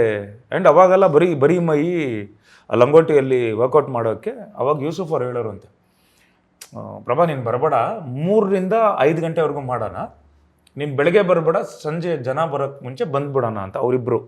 ಬಿಕಾಸ್ ವರ್ಕೌಟ್ ಮಾಡೋರೆಲ್ಲ ಹಂಗೇ ಹಿಂಗೆ ನೋಡ್ಕೊಂಡು ಹಂಗೇ ನಿಂತ್ಕೊಂಬಿಡೋರಂತೆ ಇವ್ರನ್ನೆಲ್ಲ, ಇವರಿಬ್ಬರನ್ನ ನೋಡಿ. ಅವಾಗ ಹೇಳೋರಂತೆ ಬೇಡ ಬರಬೇಡ ಅಂತ. ಸೊ ಅವರ ಶಿಷ್ಯನೇ ಕೂಲಿ ಫಯಾಜ್ ಅಲ್ಲೇನು ಇದ್ರು. ಸೊ ನಮ್ಮ ತಂದೆಯವರೆಲ್ಲ ಆ ಟೈಮಲ್ಲಿ ಅವರು ಆಲ್ರೆಡಿ ಒಂದು ರೌಂಡ್ ರೂಲ್ ಮಾಡಿಬಿಟ್ಟಿದ್ರು ಆ ಟೈಮಲ್ಲಿ. ಅದೆಲ್ಲ ನನಗೆಲ್ಲ ತುಂಬ ಕೇಳಿ ಎಕ್ಸ್ಪೀರಿಯೆನ್ಸು. ಇವತ್ತು ಅದೇ ಲೋಕ ತಿರ್ಗಾ ಮತ್ತೆ ಸೃಷ್ಟಿ ಮಾಡಿದಾಗ ನನಗೆ ತುಂಬ ಹೊಸದು ಅಂತ ಅನಿಸಿಲ್ಲ. ನಂಗೆ I was feeling very happy that again I am living. ಈಗ ನಮ್ಮ ಮನೆ, ಹಳೆ ಮನೇಲಿ ನಾವು ಬಿಟ್ಟು ಹೊರಗಡೆ ಬಂದಾಗ, ಹೊಸ ಮನೆಗೆ ಬಂದಾಗ, ಹಳೆ ಮನೆಗೆ ಹೋದಾಗ ಅದೇ ಹಳೆ ನೆನಪುಗಳು ಬರುತ್ತೆ, ನಮ್ಗೇನು ವಸ್ತು ಅನ್ಸಲ್ಲ. ಸೊ ಅದೇ ಥರ ಫೀಲ್ ಆಯಿತು. ಅಂದರೆ ನೋಡಿ, ಈ ಪಾತ್ರಕ್ಕೆ ನೀವು ಚಿಕ್ಕ ವಯಸ್ಸಲ್ಲಿ ಪ್ರಿಪೇರ್ ಆಗಿಬಿಟ್ಟಿದ್ದೀರ. ಅವಾಗಲೇ ನಿಮಗೆ ಸ್ಫೂರ್ತಿ ಸಿಕ್ಬಿಟ್ಟಿದೆ ಪಾತ್ರ ನಿಮ್ಮ ತಂದೆಯವ್ರನ್ನ ನೋಡಿ. ಅಫ್ಕೋರ್ಸ್ ನಮಗೆ ನಿಮಗೂ ಆಗಿರುತ್ತೆ, ಯಾವುದೋ ಒಂದು ಟೈಮಲ್ಲಿ ಯಾವುದೋ ರೋಡಲ್ಲಿ ಪಾಸ್ ಆಗಿರ್ತೀರಾ, ಅಥವಾ ಇವತ್ತು ಅದೇ ರೋಡಲ್ಲಿ ನೀವು ಮನೆ ಮಾಡಿರ್ತೀರಾ ನೋಡಿ, ನಮಗೆ ಯಾವತ್ತೋ ನಾವು ಅಂದ್ಕೊಂಡಿರಲಿಲ್ಲ ಅಂತ. Everybody is life changes like that. Okay. So ನೀವು ಬಾಲ್ಯದಲ್ಲಿ ನಿಮ್ಮ ತಂದೆಯವ್ರ ಜೊತೆಗೆ ಬೆಂಗಳೂರನ್ನ ನೋಡ್ತಿದ್ದ ರೀತಿಗೂ ಅದೆಲ್ಲ ನೆನೆಸ್ಕೊಂಡ್ರೆ ಏನಾದ್ರು ಹೇಳ್ಬೋದಾ ಆ ದಿನಗಳ ಬಗ್ಗೆ ಏನಾದ್ರು? ಖಂಡಿತ. ಅವರ ಕಾಂಟೆಸ್ಟ ಕ್ಲಾಸಿಕ್ ಇವತ್ತಿಗೂ ಇದೆ, CKW30. ಓಕೆ. ಆ ಗಾಡಿಯಲ್ಲಿ ಓಡಾಡೋರು. ಅದ್ರ ಬಿಫೋರು ಅಂಬಾಸಿಡರ್ ಸಿಂಗ್ ಅಂತೇಳಿ ಒಬ್ಬರು ಕಂಪನಿ ಗಾಡಿ ಇಟ್ಕೊಂಡಿದ್ರು. ರೆಗ್ಯುಲರ್ಲಿ ಅವ್ರು ಯೂಸ್ ಮಾಡ್ತಿದ್ದಿದ್ದು ಗಾಡಿ ಅದೊಂದೇ, ಶೂಟಿಂಗ್ ಎಲ್ಲ ಟೈಮಲ್ಲಿ 10th ಕ್ಲಾಸ್ ಆಗಿ. ಅವ್ರನ್ನ ಪತ್ಲಾ ಸಿಂಗ್ ಅಂತಲೇ ಕರೆಯೋರೆಲ್ಲ, ಸಿಂಗ್ ಅಂತ. ಸರಿ, ಅವ್ರು ಓಡಾಡ್ಬೇಕಾರೆ ಸೊ ಶೂಟಿಂಗ್ ಟೈಮಲ್ಲಿ ಯಾವತ್ತೋ ಹಾಲಿಡೇಸ್ ಟೈಮಲ್ಲಿ, ಸ್ಕೂಲಿಂದ ಬಂದಾಗ ಹಾಲಿಡೇಸ್ ಟೈಮಲ್ಲಿ ಕರ್ಕೊಂಡು ಹೋಗ್ತಿದ್ವಿ, ಅದೆಲ್ಲ ನೋಡ್ತಿದ್ವಿ. ಅವರು ಒಂದಿಷ್ಟು ಶೇರ್ ಮಾಡ್ಕೊತಿದ್ರು. ಆ್ಯಂಡ್ ಅವ್ರ ಜೊತೆ ನಾನು ಓಡಾಡ್ತಿರ್ಬೇಕಾರೆ ದೆನ್ ಆ ಟೈಮಲ್ಲಿ ನಾನು ತುಂಬ ಜನ, ಅಂಬರೀಷ್ ಅಣ್ಣ ಅವರಾಗಲಿ, ವಿಷ್ಣು ಸರ್ ದಾದಾ ಅವರು ಆಗಲಿ, ಶಂಕರ್ನಾಗ್ ಸರ್ ಅವರಾಗಲಿ, ಆ್ಯಂಡ್ ವಜ್ರಮುನಿ ಸರ್ನ ನಾನು ಫಸ್ಟ್ ಟೈಮ್ ನೋಡಿದ್ದು. ಅವಾಗ ನಾನು ತುಂಬ ಸಣ್ಣ ಹುಡುಗ, ನಾನು ಹೆದರ್ಕೊಂಡ್ಬಿಟ್ಟಿದ್ದೆ ವಜ್ರಮುನಿ ಸರ್ನ ನೋಡಿ. ಓಕೆ. ಎಲ್ಲೋ ಅಂದರು ವಾಯ್ಸು ಓಕೆ ಅಂತ. ಯಾಕಂದರೆ ಇಷ್ಟು ಅಲ್ಲ, ನಮ್ಮ ತಂದೆಯವರು ಪರ್ಮನೆಂಟ್ ಎಲ್ಲ ಒಂದು ಗ್ಯಾಂಗ್ ಹಂಗೆ ಇದ್ದಿದ್ದು. ಅನಂತ್ನಾಗ್ ಸರ್ ಅವರಾಗಲಿ ಎಲ್ಲ, ಇವ್ರನ್ನೆಲ್ಲ ಬಂದು ನಾನು ನೋಡಿದೆ. ಬಟ್ ನಾನು ತುಂಬ ಅಡ್ಮೈರ್ ಮಾಡಿದ್ದು ಅಂದರೆ ಶಂಕರಣ್ಣ ಅವರಾಗಲಿ, ವಿಷ್ಣು ಸರ್, ಎಲ್ಲರನ್ನೂ ಅಡ್ಮೈರ್ ಮಾಡಿದ್ದೀನಿ. ಬಟ್ ಫಸ್ಟ್ ಟೈಮ್ ನಾನು ಅಣ್ಣವ್ರನ್ನ ನೋಡಿದಾಗ ಆ ಮ್ಯಾಟ್ನಿ ಐಡಲ್ ಅಂತ ಏನು ಹೇಳ್ತಾರಲ್ಲ, ಐಕನ್ ಮ್ಯಾಟ್ನಿ ಐಡಲ್ನ ಫಸ್ಟ್ ಟೈಮ್ ನಾನು ನೋಡಿದ್ದೆ. ಚೇಂಬರಲ್ಲಿ, ಫಿಲ್ಮ್ ಚೇಂಬರಲ್ಲಿ. ಫಿಲ್ಮ್ ಕರ್ಕೊಂಡು ಹೋಗೋದು. ನನಗೆ ಐ ವಾಸ್ ಲೈಕ್ ಶಾಕ್ಡ್ ನೋಡಿ ಎಷ್ಟು ಚೆನ್ನಾಗಿದ್ದಾರೆ ಇವರು ಅಂತ. ಆ ಕಲರ್ ಆಗಲಿ ಅವ್ರು ಬಂದು ನಮ್ಮ ತಂದೆಯವರು ಇಮ್ಮಿಡಿಯೇಟ್ ನಮ್ಮ ತಂದೆಯವರು ಕಾಲಿಗೆ ನಮಸ್ಕಾರ ಮಾಡ್ಯಾಣ ಅಂದಾಗ ಪ್ರಭಾಕರ್ ಬನ್ನಿ ಅಂತ. ಸೊ ಇದೆಲ್ಲ ನೆನಪುಗಳು ನಾನು ತುಂಬ ಯಾವಾಗಲೂ ಕಾಡುತ್ತೆ. ಅದು ಮೆಮರಿಯಿಂದ ಹೋಗೋದೇ ಇಲ್ಲ ಅದು. ಸೊ ಈ ಥರ ಸಿನಿಮಾಗಳು ನೋಡ್ಬೇಕಾದ್ರೆ ನಮ್ಗೆ ಖುಷಿ ಆಗೋದೇನೆಂದರೆ ಹಳೆ ಬೆಂಗಳೂರು ನೋಡ್ಬೋದು. ಈ ಟೆಲಿಫೋನಿಗೆ ಈಗಿನವರಿಗೆ ಟೆಲಿಫೋನ್ ರಿಂಗ್ ಮಾಡಿ ಈ ಥರದ್ದೆಲ್ಲ ಗೊತ್ತೇ ಇರಲ್ಲ, ನೋಡೇ ಇರಲ್ಲ, ಮೊಬೈಲು ಸ್ಮಾರ್ಟ್ಫೋನು. ಬಟ್ ಈ ಥರದ ವಿಚಾರಗಳೆಲ್ಲ ಸ್ವಲ್ಪ ಆ ಸಿನಿಮಾದಲ್ಲಿ ಸಿಗುತ್ತೆ ಅನ್ನೋದು ನಮ್ಗೆ ಸ್ವಲ್ಪ ಖುಷಿ ಆಗುತ್ತೆ. ಸೊ ಆ ಒಂದು ದಿನಗಳಿಗೆ ನಾಸ್ಟಾಲಜಿಕ್ ಫೀಲಿಂಗ್ ಸಿಗುತ್ತೆ ಅಂತ ಹೇಳ್ಬೋದು. ಸೊ ಇನ್ನೊಂದು ಈ ಸಿನಿಮಾದಲ್ಲಿ ಈಗ ಬಲರಾಮನ ದಿನಗಳು ಅಂತ ಹೇಳಿದ್ರು, ಅಂದರೆ ಆ ದಿನಗಳು ಮಾಡಿದಾಗ ಅದಕ್ಕೊಂದು ರಿಯಲ್ ಇನ್ಸಿಡೆಂಟ್ನ ಇಟ್ಕೊಂಡು ಸಿನಿಮಾ ಮಾಡೋದಂಥದ್ದು. ಇದರಲ್ಲೂ ಕೂಡ ಆ ದಿನಗಳಲ್ಲಿ ಮಾಡಿದಂಥ ಎಲ್ಲ ಪಾತ್ರಗಳು ಕಾಣಿಸ್ತಾ ಇದ್ದಾವೆ. ಸೊ ಇದು ಕೂಡ ರಿಯಲ್ ಇನ್ಸಿಡೆಂಟ್ ಸಿನಿಮಾನ. ಅದರ ಬಲರಾಮನ ಯಾರು ಏನು ಅಂತಂದ್ರೆ ಹೇಳ್ಬೋದು ಸರ್? ಹಿಂದೆ ಒಬ್ಬರು ರೌಡಿ ಬಲರಾಮ ಅಂತ ಇದ್ರು, ಅವರ ಬಯೋಪಿಕ್ ಅಲ್ಲ ಈ ಸಿನಿಮಾ. ಓಕೆ, ಅಂದರೆ ಬಹುತೇಕರು ಹಂಗೆ ಅಂದ್ಕೊಂಡಿದ್ದಾರೆ ಅಂತ. ಹಾಂ ಅಂತ ಅಂದ್ಕೊಂಡಿದ್ದಾರೆ. ಆದರೆ ಹಲವಾರು ಬೆಂಗಳೂರು ಅಂಡರ್ವರ್ಲ್ಡ್ ಇನ್ಸಿಡೆಂಟ್ಸು, ಅಂಡರ್ವರ್ಲ್ಡಲ್ಲಿ ಇದ್ದಂಥ ಜನರ ಸ್ಫೂರ್ತಿ ಈ ಸಿನಿಮಾಗಿದೆ. ಆದರೆ ಇದು ಯಾರ ಮೇಲೂ ಬೇಸ್ಡ್ ಆಗಿರೋಂಥ ಸಿನಿಮಾ ಅಲ್ಲ, ಇದೊಂದು ಕಾಲ್ಪನಿಕ ಕತೆ. ಓಕೆ. ಸೊ ನಾನು 2020 ನಾನು ಕೂತ್ಕೊಂಡು ರಿಸರ್ಚ್ ಮಾಡ್ತಿರುವಾಗ ಅಂಡರ್ವರ್ಲ್ಡಿನ ಅನೇಕ ಪುಸ್ತಕಗಳನ್ನ ಓದಿದೆ. ಕನ್ನಡದ ಅಗ್ನಿಶ್ರೀಧರ್ ಅವರು ಬರೆದಂಥ ಪುಸ್ತಕಗಳು, ರವಿ ಬೆಳಗೆರೆ ಅವರು ಬರೆದಂಥದ್ದು, ಪೊಲೀಸ್ ಆಫೀಸರ್ಸ್ ಕೆಲವು ಜನ, ಶಿವರಾಮ್ ಸರ್ ಬರೆದಂಥ ಪುಸ್ತಕ ಇತ್ಯಾದಿ ಎಲ್ಲ ಓದಿದೆ. ಹುಸೇನ್ ಝೈದಿ ಬರೆದಿರೋಂಥ Mumbai to Dongri to Dubai ಆ ಪುಸ್ತಕಗಳೆಲ್ಲ ಓದಿದೆ. ಜೊತೆಗೆ ಎಷ್ಟೋ ಜನ ಮೀಟ್ ಮಾಡಿದೆ, ಪೊಲೀಸ್ ಆಫೀಸರ್ಸ್ನ ಮೀಟ್ ಮಾಡಿದೆ, ಹಿಂದೆ ಅಂಡರ್ವರ್ಲ್ಡಲ್ಲಿ ಇದ್ದವ್ರನ್ನ ಮೀಟ್ ಮಾಡಿದೆ. ಆಗಿನ ಕಾಲದ ಜರ್ನಲಿಸ್ಟ್ ಡೇನಿಯಲ್ ಜಾರ್ಜ್, ದೊಡ್ಡ ಕ್ರೈಮ್ ರಿಪೋರ್ಟರು, ಅವ್ರನ್ನ ಸಾಕಷ್ಟು ಸತಿ ಅವ್ರ ಜೊತೆ ಇಂಟ್ರ್ಯಾಕ್ಟ್ ಮಾಡಿದೆ. ಸೊ ಎಲ್ಲರನ್ನೂ ಮೀಟ್ ಮಾಡ್ತಾ ಒಂದು ಸಂಗ್ರಹಿಸ್ತಾ, ಓಕೆ ಈ ಇನ್ಸಿಡೆಂಟು ಅಥವಾ ಈ ಕ್ಯಾರೆಕ್ಟರು, ಈ ಕ್ಯಾರೆಕ್ಟರೈಸೇಷನ್ನ ಈ ಪಾತ್ರಕ್ಕೆ ಹಾಕಿದ್ರೆ ಚೆನ್ನಾಗಿರುತ್ತೆ ಅಂತ ಅಂದ್ಕೊಂಡು ನಾನು ಸೃಷ್ಟಿ ಮಾಡಿದ್ದೀನಿ ಹೊರತು ಅದೇ ರೀತಿ ಯಾವುದೇ ಒಂದು ನಾವೆಲ್ ಅಥವಾ ಒಂದು ಕತೆ ಬರೆಯೋದು ಹಾಗೆ ಔಟ್ ಆಫ್ ಥಿನ್ ಏರ್ ನಾವೇನು ಕ್ರಿಯೇಟ್ ಮಾಡೋಕ್ಕಲ್ಲ, ಎಲ್ಲಿಂದನೂ ಇನ್ಸ್ಪೈರ್ ಆಗಿರ್ತೀವಿ. ಆ ರೀತಿ ಇನ್ಸ್ಪೈರ್ ಆಗಿ ಬರೆದಂಥ ಸ್ಕ್ರಿಪ್ಟು ಬಲರಾಮನ ದಿನಗಳು. ಓಕೆ, ಅಂದರೆ ಆ ದಿನಗಳು ಸಿನಿಮಾ ಆ ದಿನಗಳು ನಾವು ಕ್ಲೇಮ್ ಮಾಡಿದ್ವಿ. ನಾವು ಅಂದರೆ ಅಗ್ನಿಶ್ರೀಧರ್ ಸರು ಇದು ನಿಜವಾದ ಕತೆ ಅಂತ ಹೇಳಿದ್ವಿ. ನಮ್ಮ ಟೀಸರಲ್ಲಿ ಇದು 100% ಸತ್ಯ ಕತೆ ಅಂತ ನಾವು ಹಾಕಿದ್ವಿ. ಅದನ್ನು ನಾವು ಬಲರಾಮನ ದಿನಗಳಲ್ಲಿ ಮಾಡೋಕ್ಕಾಗಲ್ಲ, ಯಾಕೆಂದರೆ ಇದು ಸ್ಫೂರ್ತಿ ಹೊಂದಿರುವಂಥ ಕಾಲ್ಪನಿಕ ಕತೆ. ಸೊ ಅಂದರೆ ಈಗ ಆಶೀಶ್ ವಿದ್ಯಾರ್ಥಿಯವರಾಗ್ಬೋದು, ಶರತ್, ಲೋಹಿತ್ ಅಶ್ವ, ಆ ಪಾತ್ರಗಳು ಇರೋದ್ರಿಂದ ಎಲ್ರಿಗೂ ಅದಕ್ಕೆ ಕನೆಕ್ಷನ್ಸ್ ಬರ್ತಾ ಇದೆ. ಅಂದರೆ ಆ ಸಿನಿಮಾಗೂ ಈ ಸಿನಿಮಾಗೂ ಸಂಬಂಧ ಇರ್ಬೋದಾ ಅಥವಾ ಅದೇ ಟೈಮ್ನಲ್ಲಿ ನಡೆಯುವಂಥ ಕಥೆನ ಏನು ಅಂತ ನನಗೂ ಕುತೂಹಲ ಇದೆ. ನೀವು ಒಂದ್ಸತಿ ಸಿನಿಮಾ ನೋಡಿದ್ಮೇಲೆ ಏನು ಹೇಳ್ತೀರಾ ಅಂತ. ಸಿನಿಮಾ ನೋಡಿದ್ಮೇಲೆ ಹೇಳಿ. ಓಕೆ. ಸೊ ನೀನು ಈ ಬಲರಾಮ ದಿನಗಳಲ್ಲಿ ಬರೀ ರೌಡಿಸಮೇ ಜಾಸ್ತಿ ಇರುತ್ತಾ, ಜೊತೆಗೆ ಬೇರೆ ಅಂದರೆ ಫ್ಯಾಮಿಲಿ ಎಮೋಷನ್ಸು, ಲವ್ ಆ ಥರದ್ದೆಲ್ಲ ಜಾಸ್ತಿ ಇರುತ್ತೆ, ಹೇಗಿರುತ್ತೆ ಅಂತ? ಆ ದಿನಗಳು ಸಿನಿಮಾ ಕೂಡ ಎಲ್ಲರೂ ಇಷ್ಟಪಟ್ಟಿದೆ. ಅದಕ್ಕೆ ಅಂದರೆ ಅದ್ರಲ್ಲಿ ಬರೀ ಒಂದು ರೌಡಿಸಮ್ ಸಿನಿಮಾ ಆಗಿರಲಿಲ್ಲ, ಅದು ಒಂದು ಫ್ಯಾಮಿಲಿ ಸ್ಟೋರಿ ಆಗಿತ್ತು, ಅದು ಒಂದು ಲವ್ ಸ್ಟೋರಿ ಆಗಿತ್ತು. ಸೊ ಅದೇ ರೀತಿಯ ಮತ್ತೊಂದು ಅವತರಣಿಕೆ ಈ ಸಿನಿಮಾ. ಇದರಲ್ಲಿ ಒಂದು ಬಲರಾಮ ಅನ್ನೋ ಕ್ಯಾರೆಕ್ಟ್ರು ಒಂದು ಹ್ಯೂಮನ್. ಅವನು ಬರೀ ರೌಡಿ ಅಲ್ಲ, ಯಾವುದೇ ರೌಡಿ ಬರೀ ರೌಡಿ ಆಗಿರಲ್ಲ, ಅವನಿಗೊಂದು ಬೇರೆ ಒಂದು ಆಯಾಮ ಇರುತ್ತೆ, ಒಂದು ಬೇರೆ ಪ್ರಪಂಚ ಇರುತ್ತೆ. ಸೊ ಆ ರೀತಿ ಒಂದು ಹ್ಯೂಮನ್ ಆಗಿ ನೋಡುವಂಥ ಪ್ರಯತ್ನವನ್ನು ಈ ಸಿನಿಮಾದಲ್ಲಿ ಮಾಡಿದ್ದೀವಿ. ಸೊ ಒಂದು ಲವ್ ಸ್ಟೋರಿ ಇದೆ, ಒಂದು ಫ್ಯಾಮಿಲಿ ಸ್ಟೋರಿ ಇದೆ, ಅದರಲ್ಲಿ ಆ ರೌಡಿಗಳ ಮಧ್ಯ ಫ್ರೆಂಡ್ಶಿಪ್ಪು, ಆ ಬಿಟ್ರೇಯಲು, ಅವೆಲ್ಲವೂ ಈ ಸಿನಿಮಾದಲ್ಲಿ ನೀವು ನೋಡ್ಬೋದು. ಓಕೆ. ಸೊ ಒಂದು ಪರ್ಸನಲ್ ಪ್ರಶ್ನೆ ಸರ್, ಅಂದರೆ ನೀವು ಆ ದಿನಗಳು ಮಾಡಾದ್ಮೇಲೆ ಸೊ ಅದೇ ಥರದ್ದು ಕನೆಕ್ಟ್ ಆಗುವಂಥ ಸಿನಿಮಾ ಅಂದರೆ ಇದೊಂದು ಬಲರಾಮ ದಿನಗಳು, ಅಂದರೆ ಎಲ್ಲರೂ ನೆನ್ಪು ಮಾಡ್ಕೊತಾರೆ. ಬಟ್ ಇದ್ರ ಮಧ್ಯೆ ಗ್ಯಾಪಲ್ಲಿ ಯಾಕೆ ಆ ಥರದ್ದು ಇನ್ನೊಂದು ಸಿನಿಮಾ ನೀವು ಟ್ರೈ ಮಾಡಲಿಲ್ಲ ಅಂತ? ಯಾಕೆಂದರೆ ಎಲ್ಲರೂ ನನ್ನ ಆ ದಿನಗಳು ಮಾಡಿದ್ಮೇಲೆ ಆ ಸಿನಿಮಾ ಎಷ್ಟು ದೊಡ್ಡ ಹಿಟ್ ಆಯಿತು ಅಂದರೆ ಮತ್ತೆ ಕೇಳೋರು ನೆಕ್ಸ್ಟ್ ಅಂಡರ್ವರ್ಲ್ಡ್ ಸಿನಿಮಾ ಯಾವಾಗ ಮಾಡ್ತೀರಾ ಅಂತ. ನಾನು ಅಂಡರ್ವರ್ಲ್ಡ್ ಡೈರೆಕ್ಟರ್ ಆಗ್ಬಿಡ್ತಿದ್ದೆ ಆವಾಗ. ಸೊ ನನಗೆ ಎಲ್ಲ ರೀತಿಯ ಪುಸ್ತಕಗಳನ್ನ ಓದ್ತೀನಿ, ಎಲ್ಲ ರೀತಿಯ ಸಿನಿಮಾಗಳನ್ನ ನೋಡ್ತೀನಿ. ನನಗೂ ಎಲ್ಲ ರೀತಿಯ ಸಿನಿಮಾ ಮಾಡಬೇಕು ಅಂತ ಆಸೆ. ನನಗೊಂದು ಕಾಮಿಡಿ ಮಾಡಬೇಕು ಅಂತ ಆಸೆ, ಹಾರರ್ ಸಿನಿಮಾ ಎಕ್ಸ್ಪೆರಿಮೆಂಟ್ ಮಾಡಬೇಕು ಅಂತ ಆಸೆ ಇತ್ತು, ಒಂದು ಎಮೋಷ್ನಲ್ ಕತೆ ಅಮ್ಮ ಐ ಲವ್ ಯು ಥರದ ಸಿನಿಮಾ ಮಾಡಬೇಕು ಅಂತಿತ್ತು, ಆಟಗಾರ ಥರದ ಒಂದು ಥ್ರಿಲ್ಲರ್ ಸಿನಿಮಾ ಮಾಡಬೇಕು ಅಂತಿತ್ತು. ಸೊ ಒಬ್ಬ ಡೈರೆಕ್ಟರ್ ಆಗಿರೋನು ಅವನಿಗೆ ಅವನು ಪ್ರೆಡಿಕ್ಟಬಲ್ ಆಗಬಾರ್ದು ಯಾವತ್ತು. ಬೇರೆಯವ್ರಿಗೆ ಪ್ರೆಡಿಕ್ಟಬಲ್ ಆಗೋದೇ ಡೇಂಜರು. ಅವನಿಗೆ ಅವ್ನು ಪ್ರೆಡಿಕ್ಟಬಲ್ ಆಗ್ಬಿಟ್ಟ ಅಂದರೆ ತುಂಬ ಕಷ್ಟ ಆಗುತ್ತೆ. ಅದರಿಂದ ನಾನು ಪ್ರತಿ ಸತಿ ನನ್ನ if I throw myself into risk, ಒಂದು ಹೊಸ ಜಾನ್ರ್ ತೊಗೊಂಡಿದ್ದ ಕೂಡಲೇ ಏನಂದರೆ, ಸ್ವಿಮ್ಮಿಂಗ್ ಕಲಿಬೇಕು ಅಂದರೆ ನೀವು deep end of the pool ಒಳಗೆ ಜಂಪ್ ಮಾಡಬೇಕು. ಅಲ್ಲಿ ನೀವು ಮುಳುಗ್ತೀರಾ ಅಂದಾಗ ಮಾತ್ರ ನೀವು ಈಜೋದು ಕಲಿತೀರಾ. ಆದ್ದರಿಂದ ಪ್ರತಿ ಸತಿ ಒಂದು ಹೊಸ ಜಾನ್ರ್ ತೊಗೊಂಡಾಗ ಅದೇ ಥರ ಆಗ್ತಿತ್ತು. ನಾನು ಅದನ್ನ ಕಲ್ತ್ಕೊಳ್ತಿದ್ದೆ, ಅದನ್ನ ಹೇಗೆ ಮಾಡಬೇಕು, ಆ ಸಬ್ಜೆಕ್ಟನ್ನು ಹೇಗೆ ಹ್ಯಾಂಡಲ್ ಮಾಡಬೇಕು ಅಂತ. ಅದು ಒಟ್ಟಾರೆ ನನ್ನ ಕ್ರಿಯೇಟಿವಿಟಿನ ಹೆಲ್ಪ್ ಮಾಡುತ್ತೆ. ಸೊ ಆ ದಿನಗಳಿಂದ ಇಷ್ಟು ವರ್ಷ ಆದಮೇಲೆ ಇನ್ನೊಂದು ಅಂಡರ್ವರ್ಲ್ಡ್ ಸಿನಿಮಾ ಮಾಡಿದ್ರೆ ನಾನು ಆ ಥರ ಮಾಡಲ್ಲ ಅಂತ ನನಗೆ ಗೊತ್ತು. ಯಾಕೆಂದರೆ ಸಾಕಷ್ಟು ಸಿನಿಮಾಗಳನ್ನ ಮಾಡಿದ್ದೀನಿ, ಬೇರೆ ಬೇರೆ ಎಕ್ಸ್ಪೆರಿಮೆಂಟ್ಸ್ ಮಾಡಿದ್ದೀನಿ. ಇದು ಬೇರೆ ಥರ ಇರುತ್ತೇನೋ ನಂಬಿಕೆ ನನಗಿತ್ತು, ಅದಕ್ಕೆ ಬಲರಾಮನ ದಿನಗಳು ಮಾಡಿದೆ. ಸೊ ಅಂದರೆ ಅದಾದ್ಮೇಲೆ ನಿಮ್ಮ ಎಲ್ಲ ಜಾನರ್ಗಳನ್ನ ನೀವು ಪೂರೈಸ್ಕೊಂಡು ಮತ್ತೆ ಈ ಥರದೊಂದು ಜಾನರ್ ಕೈ ಹಾಕಿದ್ರೆ ಅಂತ. ಹೌದು. ಸೊ ಆ ದಿನಗಳು ಇನ್ನೊಂದೇನು ವಿಶೇಷ ಅಂದರೆ, ಈಗ ನೀವು ಹೇಳಿದ್ರೆ ಅಂಡರ್ವರ್ಲ್ಡ್ ಡೈರೆಕ್ಟರ್ ಮಾಡಿಬಿಡ್ತಾರೆ ಅಂತ, ಬಟ್ ಅದು ಅಂಡರ್ವರ್ಲ್ಡ್ ಸಿನಿಮಾಕ್ಕಿಂತ ಹೆಚ್ಚಾಗಿ ಅದೊಂದು ಆ ನರೇಷನ್ನು, ಅದು ಮೇಕಿಂಗ್ ಎಲ್ಲ ಇದೆಲ್ಲ, ಅದನ್ನೇ ಒಂದು ಹೊಸ ಥರದೊಂದು ಎಕ್ಸಾಂಪಲ್ನ ಸೆಟ್ ಮಾಡ್ತಂಥ ಸಿನಿಮಾ.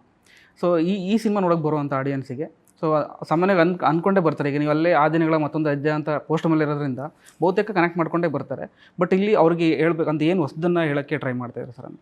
ಒಂದು ಇವತ್ತಿನ ಜನ್ರೇಷನ್ನಿನ ಆಡಿಯನ್ಸಿಗೆ ಆಗಿನ ಕಾಲದ ಬೆಂಗಳೂರು ಅಂಡರ್ವರ್ಲ್ಡ್ ಹೇಗಿತ್ತು ಅಂತ ಗೊತ್ತಿಲ್ಲ. ಹೌದು. 80s ಮತ್ತು 90s ನಮ್ಮ ಬೆಂಗಳೂರು, ಕರ್ನಾಟಕ, ಭಾರತ ಹಾಗೂ ಇಡೀ ಪ್ರಪಂಚಕ್ಕೆ ಬಹಳ ಮುಖ್ಯವಾದ ದಶಕ ಅದು. ಹೌದು. ಆಗ ಎಷ್ಟೋ ದೊಡ್ಡ ದೊಡ್ಡ ಚೇಂಜಸ್ ಅದು. ಆ ಚೇಂಜಸ್ಸಿಂದನೇ ಇವತ್ತು ನಾವು ನಮ್ಮ ಭಾರತ ಬದಲಾಗಿರೋದು. ಲಿಬ್ರಲೈಸೇಷನ್ ಇರ್ಬೋದು, ಆಗ ಹಿಸ್ಟ್ರಿಲಿ USSR ಕೊಲ್ಯಾಪ್ಸ್ ಆಯಿತು. USSR ಅಂತ ಒಂದು ದೇಶ ಆಯಿತು ಅಂತಲೇ ಇವತ್ತಿನ ಜನ್ರೇಷನ್ ಅವ್ರಿಗೆ ಗೊತ್ತಿಲ್ಲ, ಆಯಿತಾ. ಬಟ್ USSR ಅಂತ ಒಂದು ದೇಶ ಇತ್ತು, ಕೋಲ್ಡ್ ವಾರ್ ಇತ್ತು, ಬಾಬ್ರಿ ಮಸೀದಿ, ಮಂಡಲ್ ಕಮಿಷನ್ ಗಲಾಟೆಗಳು ನಡೀತಿತ್ತು, ಲಿಬ್ರಲೈಸೇಷನ್ ಆಯಿತು ಎಕಾನಮಿದು. ಕೇಬಲ್ ಟಿ ವಿ, ನಾವು ಇವತ್ತೇನು ಸರ್ವೇ ಸಾಮಾನ್ಯ ಆಗೋಗಿದೆ, ಕೇಬಲ್ ಟಿ ವಿನೇ ಇರಲಿಲ್ಲ ನಮ್ಗೆ, ಇದ್ದಿದ್ದು ಬರೀ ದೂರದರ್ಶನ ಒಂದೇ. ದೂರದರ್ಶನದಿಂದ ಮೊದಲನೇ ಬಾರಿಗೆ ಕೇಬಲ್ ಟಿ ವಿ ತಂದು ಹಾಕಿದ್ರು. ನಾವು ಅದನ್ನ ಕಟ್ ಮಾಡಿ ಅದರಿಂದ ಕದೀತಿದ್ವಿ ನಮ್ಮ ಗುಂಡ್ಪಿನಲ್ಲಿ ಚುಚ್ಬಿಟ್ಟು. ಅದೇ ಎಷ್ಟೋ ಜನಕ್ಕೆ ಅದಕ್ಕೆ ಗೊತ್ತಿರುತ್ತೆ. ಸೊ ಆಮೇಲೆ ನ್ಯೂಸ್ ಅಂದರೆ ನಮಗೆ ಗೊತ್ತಿದ್ದು ದೂರದರ್ಶನ ನ್ಯೂಸ್ ಅಷ್ಟೇ. ಇವತ್ತು ನಮ್ಮ ನ್ಯೂಸ್ ನೋಡಿದ್ರೆ ನಮ್ಮ ಸಿನಿಮಾ ಥರ ಇರುತ್ತೆ, ಹಿಂದೆ ಬ್ಯಾಕ್ಗ್ರೌಂಡ್ ಮ್ಯೂಸಿಕ್ ಇರುತ್ತೆ, ಗಲಾಟೆ ಇರುತ್ತೆ, ಎಲ್ಲ ಇರುತ್ತೆ. ಸೊ ಇಡೀ ನಮ್ಮ ಸಂಸ್ಕೃತಿ, ನಮ್ಮ ಎಕಾನಮಿ, ನಮ್ಮ ಸೊಸೈಟಿ ಚೇಂಜ್ ಆದಂಥ ದಶಕ ಅದು. ಹೌದು. ಆ ದಶಕನ ನೋಡೋದಕ್ಕೆ ನಾವು ಬಲರಾಮನ ಕ್ಯಾರೆಕ್ಟರ್ನ ಬಳಸ್ಕೊಂಡಿದ್ವಿ. ಸೊ ನಾನು ಎಲ್ಲ ಕಡೆ ಹೇಳ್ತಿರೋದೇನೆಂದರೆ, ಇದು ಕೇವಲ ಬಲರಾಮನ ಕಥೆ ಅಲ್ಲ, ಇದು ಬೆಂಗಳೂರಿನ ಕಥೆ. ಸೊ ನೀವು ಬೆಂಗಳೂರು, ಆಗಿನ ಕಾಲದ ಬೆಂಗಳೂರು ಯಾವ ಥರ ಇತ್ತು, ಎಷ್ಟು ವಿಸ್ಮಯವಾದ ಒಂದು ಭೂಗತ ಜಗತ್ತಿತ್ತು. ಇವತ್ತು ನಮಗೆ ಆ ಥರ ಭೂಗತ ಜಗತ್ತು ಇಮ್ಯಾಜಿನ್ ಕೂಡ ಮಾಡ್ಕೊಳಕ್ಕಾಗಲ್ಲ. ಆಮೇಲೆ ಮೊಬೈಲ್ ಫೋನ್ಸ್ ಇಲ್ಲದೆ ಇರುವಂಥ ಸಮಯ, CCTV ಇಲ್ಲದೆ ಇರುವಂಥ ಸಮಯ. ಸೊ ಆಗ ನಡೀತಿದ್ದಂಥ ಕ್ರೈಮು, ಅದರ ಘೋರತೆ ಅದೇ ಬೇರೆ, ಅದೊಂದು ವೈಲ್ಡ್ ವೆಸ್ಟ್. ಇವತ್ತಿನ ಕ್ರೈಮ್ಗಳಲ್ಲಿ ಏನಾದ್ರು ಪತ್ತೆ ಹಚ್ಚಬೇಕು ಅಂದ್ರೆ ಎರಡೇ ವಿಚಾರ, ಒಂದು ಮೊಬೈಲ್ ಟ್ರ್ಯಾಕ್ ಮಾಡ್ತಾರೆ, ಇಲ್ಲ CCTV ಫುಟೇಜ್ ಇದೆ ಚೆಕ್ ಮಾಡ್ತಾರೆ. ಬಟ್ ಅವತ್ತೇನು ಇಲ್ಲದೆ ಇದ್ರು, ಏನೂ ಇರಲಿಲ್ಲ, ಅವಾಗ ನಡೀತಾ ಇದೆ ಅಂತ ಇದೆಲ್ಲ. ಅವತ್ತು ಸಾಲ್ವ್ ಮಾಡ್ತಿದ್ರು, ಅಲ್ಲ ಬ್ರಿಲಿಯಂಟ್ ಇರಬೇಕು. ಇವಾಗ ಸ್ವಲ್ಪ ಸುಲಭ ಆಗಿದೆ ಅಂತ ಹೇಳ್ಬೋದು ಅವಾಗ ಹೋಲಿಸ್ಕೊಂಡ್ರೆ. ಸರ್, ಇನ್ನು ಈ ಸಿನಿಮಾದಲ್ಲಿ ಸಂತೋಷ್ ನಾರಾಯಣ್ ಅವ್ರನ್ನ ಕರ್ಕೊಂಡ್ಬಂದಿದ್ದಾರೆ ಮ್ಯೂಸಿಕ್ ಡೈರೆಕ್ಟರ್ ಆಗಿ. ಸೊ ಅವ್ರನ್ನ ಆಯ್ಕೆ ಮಾಡಬೇಕಾದಂಥ ಇದು ಯಾಕೆ ಅಂದರೆ ಅವ್ರನ್ನೇ ಬೇಕು ಅಂತ ಕರ್ಕೊಂಬಂದಿದ್ದು ಏನಕ್ಕೆ ಸರ್? ಇವತ್ತು ಇಂಡಿಯನ್ ಸಿನಿಮಾದಲ್ಲಿ ಗ್ಯಾಂಗ್ಸ್ಟರ್ ಮ್ಯೂಸಿಕ್ ಅಂತಂದರೆ, ಇಂಡಿಯನ್ ಸಿನಿಮಾದಲ್ಲಿ ನಾನು ಹೇಳ್ತಿರೋದು ಬರೀ ಕನ್ನಡದಲ್ಲ, ಇಂಡಿಯನ್ ಸಿನಿಮಾದಲ್ಲಿ ಗ್ಯಾಂಗ್ಸ್ಟರ್ ಮ್ಯೂಸಿಕ್ ಅಂತಂದರೆ ಸಂತೋಷ್ ನಾರಾಯಣ್. ಆದ್ದರಿಂದ ವಿನೋದ್ ಅವರು, ಶ್ರೇಯಸ್ ಅವರು ಇನ್ಸಿಸ್ಟ್ ಮಾಡಿದ್ದು ನಮಗೆ ಸಂತೋಷ್ ನಾರಾಯಣ್ ಅವರು ಬೇಕು ಅಂತ. ಆಗ ನಾವು ಹೋದ್ವಿ, ನಾನು, ನಿಶಾ ಮೇಡಮ್, ಶ್ರೇಯಸ್ ಹೋದ್ವಿ, ಅವ್ರಿಗೆ ಕತೆ ಹೇಳಿದ್ವಿ, ಅವ್ರು ಒಪ್ಕೊಂಡ್ರು. ಸೊ ಅವರು ನಮಗೆ ಕನ್ನಡದಲ್ಲಿ ಬೇರೆ ಮ್ಯೂಸಿಕ್ ಡೈರೆಕ್ಟರ್ಸ್ ಸಿಗೋದಿಲ್ಲ ಈ ಥರ ಸಿನಿಮಾಗೆ ಅಂತಲ್ಲ, ನಮಗೆ ಗ್ಯಾಂಗ್ಸ್ಟರ್ ಸಿನಿಮಾ ಮಾಡಬೇಕು ಅಂತಂದರೆ ಸಂತೋಷ್ ನಾರಾಯಣನ್ ಅವ್ರು ಬೇಕು ಅಂತ. ಆ ಕಾರಣಕ್ಕೆ ನಾವು ಸಂತೋಷ್ ನಾರಾಯಣನ್ ಹತ್ರ ಹೋದ್ವಿ. ಸಂತೋಷ್ ನಾರಾಯಣನ್ ಯಾವ ಥರ ಮ್ಯೂಸಿಕ್ ಕ್ರಿಯೇಟ್ ಮಾಡ್ತಾರೆ ಅಂದರೆ, ಆ ಮ್ಯೂಸಿಕನ್ನ ಬಹುಶಃ ಯಾವ ಮ್ಯೂಸಿಕ್ ಡೈರೆಕ್ಟ್ರು ಯಾವ ಭಾಷೆಯಲ್ಲೂ ಕ್ರಿಯೇಟ್ ಮಾಡೋಕ್ಕಲ್ಲ. ಅವ್ರದ್ದು he has a different unique path. ಆ ಪಾತ್ ನಮಗೆ ಬೇಕಿತ್ತು ಈ ಸಿನಿಮಾಗೆ. ಅದು ನೀವು ಸಿನಿಮಾ ನೋಡಿದಾಗ ಯಾಕೆ ಅವರೇ ಬೇಕಿತ್ತು ಅಂತ ಅರ್ಥ ಆಗುತ್ತೆ. ಅದೇ ರೀತಿ ಆ ದಿನಗಳು ಆಗೋಕ್ಕೆ ಕಾರಣ ಇಳೆಯರಾಜ ಅವರು. ಸೊ ಬಲರಾಮನ ದಿನಗಳು ಆಗಬೇಕು ಅಂದರೆ ನಮಗೆ ಸಂತೋಷ್ ನಾರಾಯಣನೇ ಬೇಕಿತ್ತು ಅಂತ ನಾವು ಅಂದ್ಕೊಂಡ್ವಿ. ಅದರಿಂದ ಅವ್ರನ್ನ ಕರ್ಕೊಂಡ್ಬಂದ್ವಿ. ಓಕೆ ಸರ್, ಇನ್ನು ಸರ್ ಅಂದರೆ ನೀವು ಈ ಸಿನಿಮಾದಲ್ಲಿ ಸಾಕಷ್ಟು ಅನುಭವಿ ಕಲಾವಿದರು, ಬೇರೆ ಆಶೀಶ್ ವಿದ್ಯಾರ್ಥಿ ಅವರಾಗ್ಬೋದು, ಶರತ್ ಲದ್, ಈ ಥರ ಸುಮಾರು ಜನ ಕಲಾವಿದರು ಇದ್ದಾರೆ. ಸೊ ಅವ್ರ ಜೊತೆಗೆಲ್ಲ ಕೆಲಸ ಮಾಡೋದಂಥ ಅನುಭವಗಳನ್ನ ಹಂಚ್ಕೋಬೋದಾ? ಅಫ್ಕೋರ್ಸ್ ತುಂಬ ಈಗೆಲ್ಲ ದೊಡ್ಡ ಕಲಾವಿದರು, ಆ್ಯಂಡ್ ಅಫ್ಕೋರ್ಸ್ ಆಶೀಶ್ ಸರ್ ಆಗಲಿ, ಅಟುಲ್ ಸರ್ ಆಗಲಿ, ಆ್ಯಂಡ್ ಶರತ್ ಸರ್, ರಮೇಶೇಂದ್ರ ಅವರು, ಅವ್ರವ್ರ ಬೆಳಗ್ಗೆ ನೋಡ್ತಿದ್ವಿ, ಎಲ್ಲರೂ ನಾರ್ಮಲಾಗಿ ಬಂದು ಹಾಯ್ ಹಲೋ ಎಲ್ಲ. ಅದಾದಮೇಲೆ ಎಲ್ಲ ಸೆಟ್ ಒಳಗಡೆ ಬಂದಾಗ ಕ್ಯಾರೆಕ್ಟರ್ಸ್ಗಳೇ ಚೇಂಜ್ ಆಗಿರುತ್ತೆ. ಅವ್ರು ಒಳಗಡೆ ಬರ್ಬೇಕಾದ್ರೆ ಎಲ್ಲರೂ ಆ ಒಂದು ಪಾತ್ರದ ಒಳಗಡೆ ಬಂದು. ಆ್ಯಂಡ್ ಮೇನ್ ಏನು ನಮಗೆ ಪ್ಲಸ್ ಆಗಿದ್ದು ಅಂದರೆ, ಕಟ್ ಅಂದಾಗ ಎಲ್ಲರೂ ಅವ್ರವ್ರ ಕ್ಯಾರವಾನ್ಗಳು ಹೋಗಿ ಕೂತ್ಕೊಂಡು ಯಾರೂ ಆ ಥರದ್ದೆಲ್ಲ ಇರಲಿಲ್ಲ. ಸೊ ಸೆಟ್ಟಲ್ಲೇ ಕೂರ್ತಾ ಇದ್ವಿ ಎಲ್ಲ. ವಿ ಯೂಸ್ ಟು ಡಿಸ್ಕಸ್, ತುಂಬ ಡಿಸ್ಕಷನ್ಗಳು ನಡೆಯೋದು. ಆಫ್ ಸ್ಕ್ರೀನು, ಆನ್ ಸ್ಕ್ರೀನು, ಸಿನಿಮಾದೇ ಡಿಸ್ಕಷನ್. ಸಿನಿಮಾ ಬಿಟ್ಟು ಹೊರಗಡೆ ಏನೂ ಮಾತಾಡ್ತಿರಲಿಲ್ಲ. ಈಗ ಅಟುಲ್ ಅವರು ಕುತ್ಕೊಂಡು ಇದೇಗೆ ಅದೇಗೆ ಅಂತ ಅವರೆಲ್ಲ ಅಲ್ಲಿ ರೈಟ್ ಮಾಡ್ಕೊಂಡ್ಬಂದಾಗ, ಸರಿ ಒಂದು ರಿಹರ್ಸಲ್ ಮಾಡ್ಬಿಡೋಣ ಅಂತ ಎಲ್ಲ ಸುಮ್ಮನೆ ಕೂತ್ಕೊಂಡು ಕ್ಯಾಶುವಲಾಗಿ ಕೂತ್ಕೊಂಡು ಅವರೇನೋ ಮೊಬೈಲ್ ಹಿಂಗೆ ನೋಡ್ಕೊಂಡು ಒಂದು ರಿಹರ್ಸಲ್ ಮಾಡ್ಬಿಡೋಣ ಆಯಿತು ಅಂತ ಎಲ್ಲ. So we use to rehearse again. Okay. ಅವ್ರ ಟೈಮಿಂಗ್ ಎತ್ಕೊಳ್ಳೋದು, ನಿಮ್ಮ ಟೈಮಿಂಗ್ ಎತ್ಕೊಳ್ಳೋದು. ಈ ವಾಸ್ ಆಲ್ಸೋ ಪ್ರೆಸೆಂಟ್ ದೇರ್. ಅಂದರೆ ನಾವು ರಿಹರ್ಸ್ ಮಾಡ್ತಿದ್ದೀವಿ ಅಂದ ತಕ್ಷಣ ಬಂದು ನಿಂತ್ಕೊಳ್ಳೋರು, ಓಕೆ ಇದು ಕರೆಕ್ಟ್, ಇದು ರಾಂಗ್. ಅಲ್ಲಿ ಬೆಟರ್ಮೆಂಟ್, ಇನ್ನೊಂದು ಚೂರು ಬೆಟರ್ಮೆಂಟ್ಗಳಾಗೋದು. ಆ ಗ್ಯಾಪಲ್ಲಿ ಅವ್ರು ಲೈಟಿಂಗ್ ಮಾಡೋ ಗ್ಯಾಪಲ್ಲಿ ಮತ್ತೆ ಬಂದು ಕೂತ್ಕೊಂಡಾಗ ಸೊ ಅಲ್ಲಿ we all knew what is going to come. ನೀವು ಥ್ರೋ ಮಾಡ್ತೀರಾ ಅಂತ ನಮಗೂ ಗೊತ್ತಿತ್ತು, ಅವ್ರಿಗೂ ಗೊತ್ತಿತ್ತು. ಆ್ಯಂಡ್ ಕ್ಯಾಮ್ರಾ ಮ್ಯಾನ್ ಅವ್ರಿಗೂ ಎಲ್ಲ ನಾನು ಇಲ್ಲಿಂದ ಇಲ್ಲಿ ಬರ್ತೀನಿ ಅಂದಾಗ ಆ ಶಾರ್ಟ್ ಒಳಗಡೆ ಏನು ಬರುತ್ತೆ, ಫ್ರೇಮ್ ಒಳಗಡೆ ಏನು ಬರುತ್ತೆ ಅಂತ ಅವ್ರಿಗೂ ಗೊತ್ತಿತ್ತು. ಎಲ್ಲ ತುಂಬ ಒಂದು ಈಸಿಯಾಗಿ ಬೆಸ್ಟ್ ಪರ್ಫಾರ್ಮೆನ್ಸ್ಗಳು ಕೊಡೋಕ್ಕೆ ಆ್ಯಕ್ಚುಲಿ ಹೋಮ್ವರ್ಕೇ ಕಾರಣ ಅಲ್ಲಿ. ಓಕೆ. ಸೊ ಆ ಈಗೋ ಯಾರಿಗೂ ಇರಲಿಲ್ಲ. ನಾನೇನು ಅವ್ರ ಹತ್ರ ಕೂತ್ಕೊಳ್ಳೋದು, ನಾನೇನು ಇವ್ರ ಹತ್ರ ಕೂತ್ಕೊಳ್ಳೋದು, ಅದು ಯಾವುದೂ ಇಲ್ಲ. ಅವರು ಎಲ್ಲ ಸೀನಿಯರ್ಸ್ ಆದ್ರೂ, ಇಬ್ಬರು ನ್ಯಾಷನಲ್ ಅವಾರ್ಡ್ ವಿನ್ನರ್ಸು ಕೂತ್ಕೊಂಡು ಡಿಸ್ಕಷನ್ಗಳು ಮಾಡಿ. ನನಗೆ ಆಶೀಶ್ ಸರು ಶೂಟೆಲ್ಲ ಆದಮೇಲೆ ಒಂದಿಷ್ಟು ಟ್ರಾವೆಲ್ ಟೈಮಲ್ಲಿ ನನಗೆ ಪುನೀತ್ ಸರ್ ಅವ್ರ ಬಗ್ಗೆ ತುಂಬ ಹೇಳೋರು. ಪುನೀತ್ ಸರ್ ಅವ್ರ ಬಗ್ಗೆ ಡಿಸ್ಕಷನ್, ಆಮೇಲೆ ಅವರು ಫುಡ್ಡು ಅದಿದ್ದು ವ್ಲಾಗ್ಗಳು ಮಾಡ್ಕೊಂಡು ಅವ್ರು ತುಂಬ ಅದು ಫುಡ್ಡಿ ಅವರು ಬೇರೆ. ಆಮೇಲೆ ನಮ್ಮ ಹುಡುಗರೆಲ್ಲ ತುಂಬ ಅವ್ರಿಗೆಲ್ಲ ಅವ್ರಿಗೆ ಇಷ್ಟ ಅಂತ ಹೇಳಿ 3 ಜನ ಫುಡಿಗಳು, ಆಶೀಶ್, ಅತುಲ್ ಮತ್ತೆ Priya.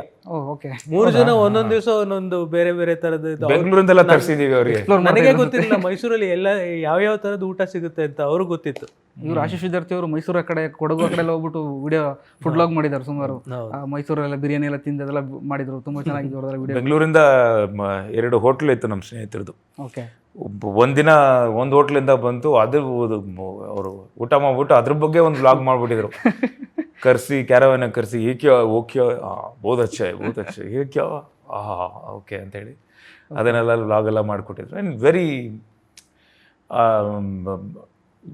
we have to feel proud, working with such legendary actors. Sharath sir ಹೇಳೋದೇ ಬೇಡ, ಬಿಕಾಸ್ ಅವ್ರ ಹತ್ರ ನಾನು ತುಂಬ ಕಲ್ತಿದ್ದೀನಿ. ಶರತ್ ಸರ್ ಹತ್ರ ಪ್ರೀವಿಯಸ್ ಸಿನಿಮಾಸು, ಡೈಲಾಗ್ ಟೈಮಿಂಗ್ ಆಗಲಿ. 2 ಸಿನಿಮಾ ಇದ್ರ ಪ್ರೀವಿಯಸ್ ಮಾಡಿದ್ದೆ.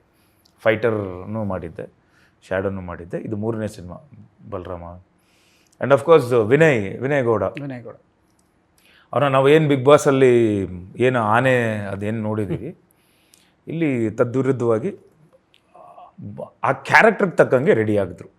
ಸರ್ಪ್ರೈಸ್ ಕೊಡ್ತಾರೆ ಪಕ್ಕ. ಒಂಥರ ಆನಿಮಲ್ ಎನರ್ಜಿ ವಿನಯ್ ಗೌಡ ಈ ಸಿನಿಮಾದಲ್ಲಿ. ಅವ್ರು ನೋಡಿದ್ರೆ ನಿಜವಾಗ್ಲೂ ಭಯ ಆಗುತ್ತೆ. ಓಕೆ. ಅವರು ಯಾವ ಥರ ಪಾತ್ರ ಸರ್ ಅವ್ರದ್ದು, ಏನು ಪಾತ್ರ ಅಂತ? ಕತ್ತಿ ಅಂತ ಒಂದು ಕ್ಯಾರೆಕ್ಟರು. ಅಫ್ಕೋರ್ಸ್ ಅವರೇ ಹೇಳಿದ್ದಾರೆ, ಎಲ್ಲ ಕಡೆನೂ ಹೇಳಿದ್ದಾರೆ, ಅದಕ್ಕೆ ರಿವೀಲ್ ಮಾಡಿದೆ ಎಲ್ಲ ಹೇಳ್ತಿರೋದು. ಆ್ಯಂಡ್ ನಮ್ಮ ರಜತ್ ಬುಜ್ಜಿ ಅವರು ಆ್ಯಕ್ಟ್ ಮಾಡಿದ್ದಾರೆ. ಆ್ಯಂಡ್ ಆದಿತ್ಯ ಶ್ರೀ ಆ್ಯಂಡ್ ನಮ್ಮ ಪ್ರತಾಪ್ ನಾರಾಯಣನು. ಆ್ಯಂಡ್ ಅಫ್ಕೋರ್ಸ್ ಪ್ರಿಯಾನಂದ್ ಬಗ್ಗೆ ನಾನು ಹೇಳಲೇಬೇಕು. My co star Priyanand very humble person. And sir ಏನಾದರೂ ಹೇಳಿದ್ರೆ ಇಮಿಡಿಯೇಟಾಗಿ ಓಕೆ ಚಾಚು ತಪ್ಪದೆ ಓಕೆ ಆಯಿತು ಅಂತ ಬೇಗ ರೆಡಿಯಾಗಿ. ಆ್ಯಂಡ್ ಆ ಟೈಮ್ ನಾನೀಗ ಹೋಗಿ ನಾನು ಬರ್ತೀನಿ, ಆಮೇಲೆ ಬರ್ತೀನಿ, ಬೆಳಿಗ್ಗೆ ರೆಡಿಯಾಗಿ ಬಂದರೆ ಕ್ಯಾರವಾನಿಂದ ಮುಗೀತು, ವಾಪಸ್ ಹೋಗ್ತಾ ಇರಲಿಲ್ಲ. ಕಂಪ್ಲೀಟ್ ಪ್ಯಾಕಪ್ ಆದಮೇಲೆ ಹೋಗ್ತಾ ಇದ್ರು. ಆ್ಯಕ್ಚುಲಿ ಏನಾಗ್ತಿತ್ತು ಅಂದರೆ we all use to sit together. ಈ ತಿರ್ಗಾ ಅಲ್ಲಿವರೆಗೂ ಹೋಗಿ ಬರಬೇಕು, ಸುಮ್ಮನೆ ಡೈವರ್ಟ್ ಆಗುತ್ತೆ ಅಂತ. ಆ್ಯಕ್ಚುಲಿ ಅದು ಏನು ಮಾಡಬೇಕು ಅಂದರೆ ನಾವು ವಿ ಹ್ಯಾವ್ ಟು ಕಲ್ಟಿವೇಟ್. ಒಂದು ಸೆಟ್ಟಲ್ಲೇ ನಾವು ಅಲ್ಲೇ ಡೈಲಾಗು ಬೇರೆಯವ್ರು ಪರ್ಫಾರ್ಮ್ ಮಾಡ್ತಿರ್ಬೇಕಾದ್ರೆ ನಾವು ಅಲ್ಲೇ ಕೂತ್ಕೊಂಡು ನೋಡಿದ್ರೆ ನಮಗೆ ಇನ್ನೂ ಬೆಟರ್ಮೆಂಟು. ಅವ್ರು ಹೇಗೆ ಮಾಡಿದ್ದಾರೆ, ನಾವು ಹೇಗೆ ಮಾಡೋದು ಅಂತ. ಇಲ್ಲಾಂದರೆ ಆ ಕನೆಕ್ಟ್ ಕಟ್ ಆಗಿಬಿಡುತ್ತೆ. ನನ್ನ ಮುಗೀತಾ ಡೈಲಾಗು, ನಾನು ಕಟ್ ಆಯ್ತಾ, ನಾನು ಹೋಗಿ ಇರ್ತೀನಿ, ನೀವು ಆಮೇಲೆ ಕರೀರಿ, ಹೌದಾ ನಾನು ಏನು ಮಾಡಬೇಕು ಡೈಲಾಗ್ ಅಂದಾಗ ಅವ್ರು ಯಾವುದೋ ಗ್ಯಾಪಲ್ಲಿ 1-2 ಎಕ್ಸ್ಪ್ರೆಷನ್ ಕೊಟ್ಟಿರ್ತಾರೆ, ನಮಗದು ಗೊತ್ತೇ ಇರಲ್ಲ.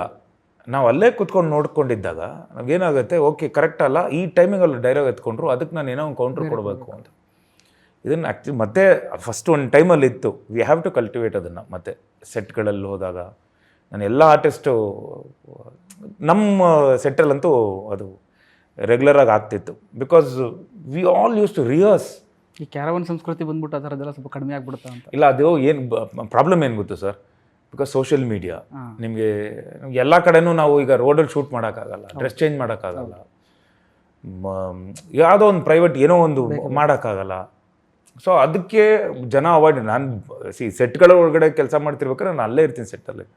ಎಲ್ಲೋ ಕ್ರೌಡು ಪಬ್ಲಿಕಲ್ಲಿ ಮಾಡಿದಾಗ ಕಷ್ಟ ಆಗುತ್ತೆ ನಮಗೆ. ಸೊ ಅದಕ್ಕೊಂದು caravan. But I will make sure that ಅಲ್ಲಿ ಏನಾಗ್ತಿದೆ ಅನ್ನೋದು. ಸಪೋಸ್ ನನಗೆ ಇರಲಿಲ್ಲ ಅಂದ್ರೂ ಬಂದು ಆನ್ಲೈನ್ ಎಡಿಟರ್ ಹತ್ರ ಏನಾಯಿತು, ಅವ್ರು ಏನು ಆ್ಯಕ್ಟ್ ಮಾಡಿದ್ರು ಅಂತೆಲ್ಲ ತಗೊಳ್ಳೋದು. Because I want to tell you one incident. Chiranjeevi sir ಅವಾಗ ಫಿಲಿಮ್ ಇದು ತಾನೆ ಅನಲಾಗು ನೋ ಮಾನಿಟರ್ಸ್ ಅವಾಗ. ಸೊ ನಮ್ಮ ತಂದೆಯವ್ರು ಆ್ಯಕ್ಟ್ ಮಾಡ್ತಿರ್ಬೇಕಾದ್ರೆ ಅವ್ರು ಹೇಳಿದ್ದಾರೆ, ಎಲ್ಲೋ ಒಂದು ಕಡೆ ಹೇಳಿದಾರಂತೆ ಇದು. ನಮ್ಮ ತಂದೆಯವ್ರು ಏನಾದರೂ ಪರ್ಫಾರ್ಮ್ ಮಾಡ್ತಿರ್ಬೇಕಾದ್ರೆ ಯೂಸ್ಟು ಕ್ಯಾಮ್ರಾ ಪಕ್ಕದಲ್ಲೇ ಕೂತ್ಕೊಂಡು ನೋಡ್ಬಿಟ್ಟು ఓకే ಅಂತೇಳಿ ಗ್ರೀನ್ ರೂಮ್ ನೆಕ್ಸ್ಟ್ ಹೋಗಿ ಮೇಕಪ್ ಟೈಮಲ್ಲಿ వాడు ఇలా చేస్తారా ఓకే నేను ఇలా చేస్తాను. So that was an healthy competition. ಅಂದರೆ ಅವ್ರು ನನ್ನನ್ನು ಹಿಂಗೆ ಮಾಡ್ತಿದ್ರೆ ನಾನು ಇನ್ನೂ ಓವರ್ಟೇಕ್ ಮಾಡಬೇಕು, ನಾನು ಇನ್ನೂ ಬೆಟರ್ ಮಾಡಬೇಕು ಅಂತ ಹೇಳ್ತಿದ್ರು ಅಂತ. So that was how best ಔಟ್ಪುಟ್ಗಳು ಬರ್ತಾಯಿತ್ತು. ಸೊ ನೀವು ಚಿರಂಜೀವಿ ಸರ್ದು ಒಂದು ಹೇಳಿದಾಗ ನಂಗೆ ನೆನಪಾಗಿದ್ದು, ಇತ್ತೀಚೆಗೆ ಒಂದು ವಿಡಿಯೋ ತುಂಬ ವೈರಲ್ ಆಗ್ತಾಯಿತ್ತು ಪ್ರಭಾಕರ್ ಸರ್, ನೀವು ನೋಡಿದ್ರಲ್ಲೋ ಬಾಲಕೃಷ್ಣ ಮತ್ತು ನಂದಮುರಿ ಬಾಲಕೃಷ್ಣ ಮತ್ತು ಅದು ತುಂಬ ವೈರಲ್ ಆಗ್ತಾಯಿತ್ತು. ಅದು ಸಖತ್ ಎಂಜಾಯ್ ಮಾಡಿ ನಮಗೂ ಭಾಳ ಖುಷಿ ಆಯ್ತು ಅದು ನೋಡಿ. ಅಂದರೆ ಇಬ್ಬರು ಟಗ್ ಆಫ್ ವಾರ್ ಥರದ್ದು ಸಖತ್ ಸೀನ್ ಅದು. ಹೌದು, ಅಂದರೆ ತೆಲುಗಲ್ಲಿ ಅಲ್ಲಿ ಅವ್ರು ಲಯನ್, ಇಲ್ಲಿ ಟೈಗರ್, ಲಯನ್ ಟೈಗರ್ ಮುಖಾಮುಖಿ. ಅದು ಭಾಳ ಚೆನ್ನಾಗಿತ್ತು. ಏಮ್ರಾ ವಾಡು ಚೆಪ್ತೆ ವಿಣ್ತಾರಾ ಅಂತೇಳಿ ಅಲ್ಲಿಂದ ಒಂದು ಉದ್ದಕ್ಕೊಂದು ಡೈಲಾಗ್ ಹೇಳ್ತಿರ್ತಾರೆ. ಭಾಳ ಚೆನ್ನಾಗಿ ಅದು. ಇವ್ರು ಬೇರೆ ಇವ್ರ ವಾಯ್ಸ್ಗೆ ಗುರಾಯ್ ಅಂತಾರೆ, ಹಿಂಗೆ ಅವ್ರು ಹಂಗಂತಾರೆ ಬೇರೆ. ಅದು ಸಖತ್ ಸೀನ್ ಅದು. ಅಂದ್ರೆ ಕಮೆಂಟು ಅಂದರೆ ಅಲ್ಲಿನ ತೆಲುಗು ಆಡಿಯನ್ಸ್ ಎಲ್ಲ ಅದಕ್ಕೆ ತುಂಬ ಇವಾಗ್ನವ್ರಿಗೆ ಅಷ್ಟು ಪರಿಚಯ ಇಲ್ದಿದ್ರು ಕೂಡ ಅವರೆಲ್ಲ ಕಮೆಂಟ್ ಮಾಡಿ ಅದನ್ನ ವಿಶ್ ಮಾಡಿ, ಅಂದರೆ ಕನ್ನಡ ಪ್ರಭಾಕರ್, ಟೈಗರ್ ಪ್ರಭಾಕರ್ ಅಂತೆಲ್ಲ ಕಮೆಂಟ್. ಇಲ್ಲ, ಅಲ್ಲಿ ತುಂಬ ಫೇಮಸ್ ಅವರು. ಯಾಕಂದ್ರೆ ನಾನು ಒಂದು ಸಿನಿಮಾ, ಕನ್ನಡ ಸಿನಿಮಾನ ಹೈದ್ರಾಬಾದಲ್ಲಿ ಮಾಡಕ್ಕೆ ಹೋಗಿದ್ನಲ್ಲ. ಓಕೆ. ಅವಾಗ ಒಂದಿಷ್ಟು ಜನ ಬರೋರು ಬಂದು, ಇವ್ರು ನಮ್ಮ ತಂದೆಯವ್ರ ಫ್ಯಾನು. ಯಾಕಂದರೆ ಚಿರಂಜೀವಿ ಸರ್ ಅವ್ರ ಸಿನಿಮಾ ಕಂಟಿನ್ಯೂಸ್ ಮಾಡಿದ್ರಲ್ಲ, ಕಂಟಿನ್ಯೂಸ್ ಸಿನಿಮಾಸ್ ಇವರು ರೈಟ್ ಫ್ರಮ್ ಬಿಗಿನಿಂಗ್. ಅಂದರೆ ಅವರ ಕರಿಯರ್ ಬಿಲ್ಡ್ ಟೈಮಲ್ಲೇ ಇವರು ಅಲ್ಲಿಂದನೂ ಇದ್ದರು. ಜಗದೇಕ ವೀರುಡು ಅತಿಲೋಕ ಸುಂದರಿವರೆಗೂ ಐ ಥಿಂಕ್ ಅಲ್ಲವರೆಗೂ ಇದ್ರು. ಈ ಕಡೆ ರಜನಿಕಾಂತ್ ಅವರು, ಯಾಕಂದರೆ ಎಲ್ಲ ಕಡೆ I think first PAN India star ಅವರು ಆ ಟೈಮಲ್ಲೇ. ಆಮೇಲೆ ಇನ್ನೊಂದು ಪ್ಲಸ್ ಪಾಯಿಂಟ್ ಅಂದರೆ ಅವರು ಎಲ್ಲ ಭಾಷೆ ಅವರು ಡಬ್ ಮಾಡ್ತಾ ಇದ್ರು. ಅವ್ರ ವಾಯ್ಸ್ ತುಂಬ ಚೆನ್ನಾಗಿ ಯೂನಿಕ್ ವಾಯ್ಸ್ ಪ್ರಭಾಕರ್ ಸರ್ದು.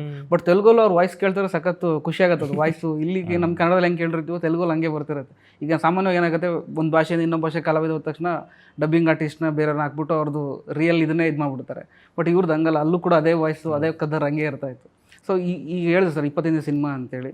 ಸೊ ರೀಸೆಂಟಾಗಿ ಮಾದೇವ ಲಾಸ್ಟ್ ಇಯರ್ ಹಿಟ್ಟಾಗಿತ್ತು, ಸೆಕೆಂಡ್ ಇನ್ನಿಂಗ್ಸ್ ಹತ್ರ ಮಾತು ಮಾಡ್ತೀರಿ. ಸೊ ಏನು ಅನ್ಸುತ್ತಾರೆ ಅಂದರೆ, ತಂದೆ ಫ್ಯಾನ್ಸು ನಿಮ್ಮನ್ನು ತುಂಬ ಚೆನ್ನಾಗಿ ಇದು ಮಾಡ್ತಾರೆ, ನಿಮ್ಮ ಫ್ಯಾನ್ಸು ಈ ಒಂದು ತಿರುಗಿ ನೋಡಿದಾಗ, ಕರಿಯರ್ನ ನೋಡಿದಾಗ ಏನು ಅನಿಸುತ್ತೆ ಸರ್ ಇವಾಗ?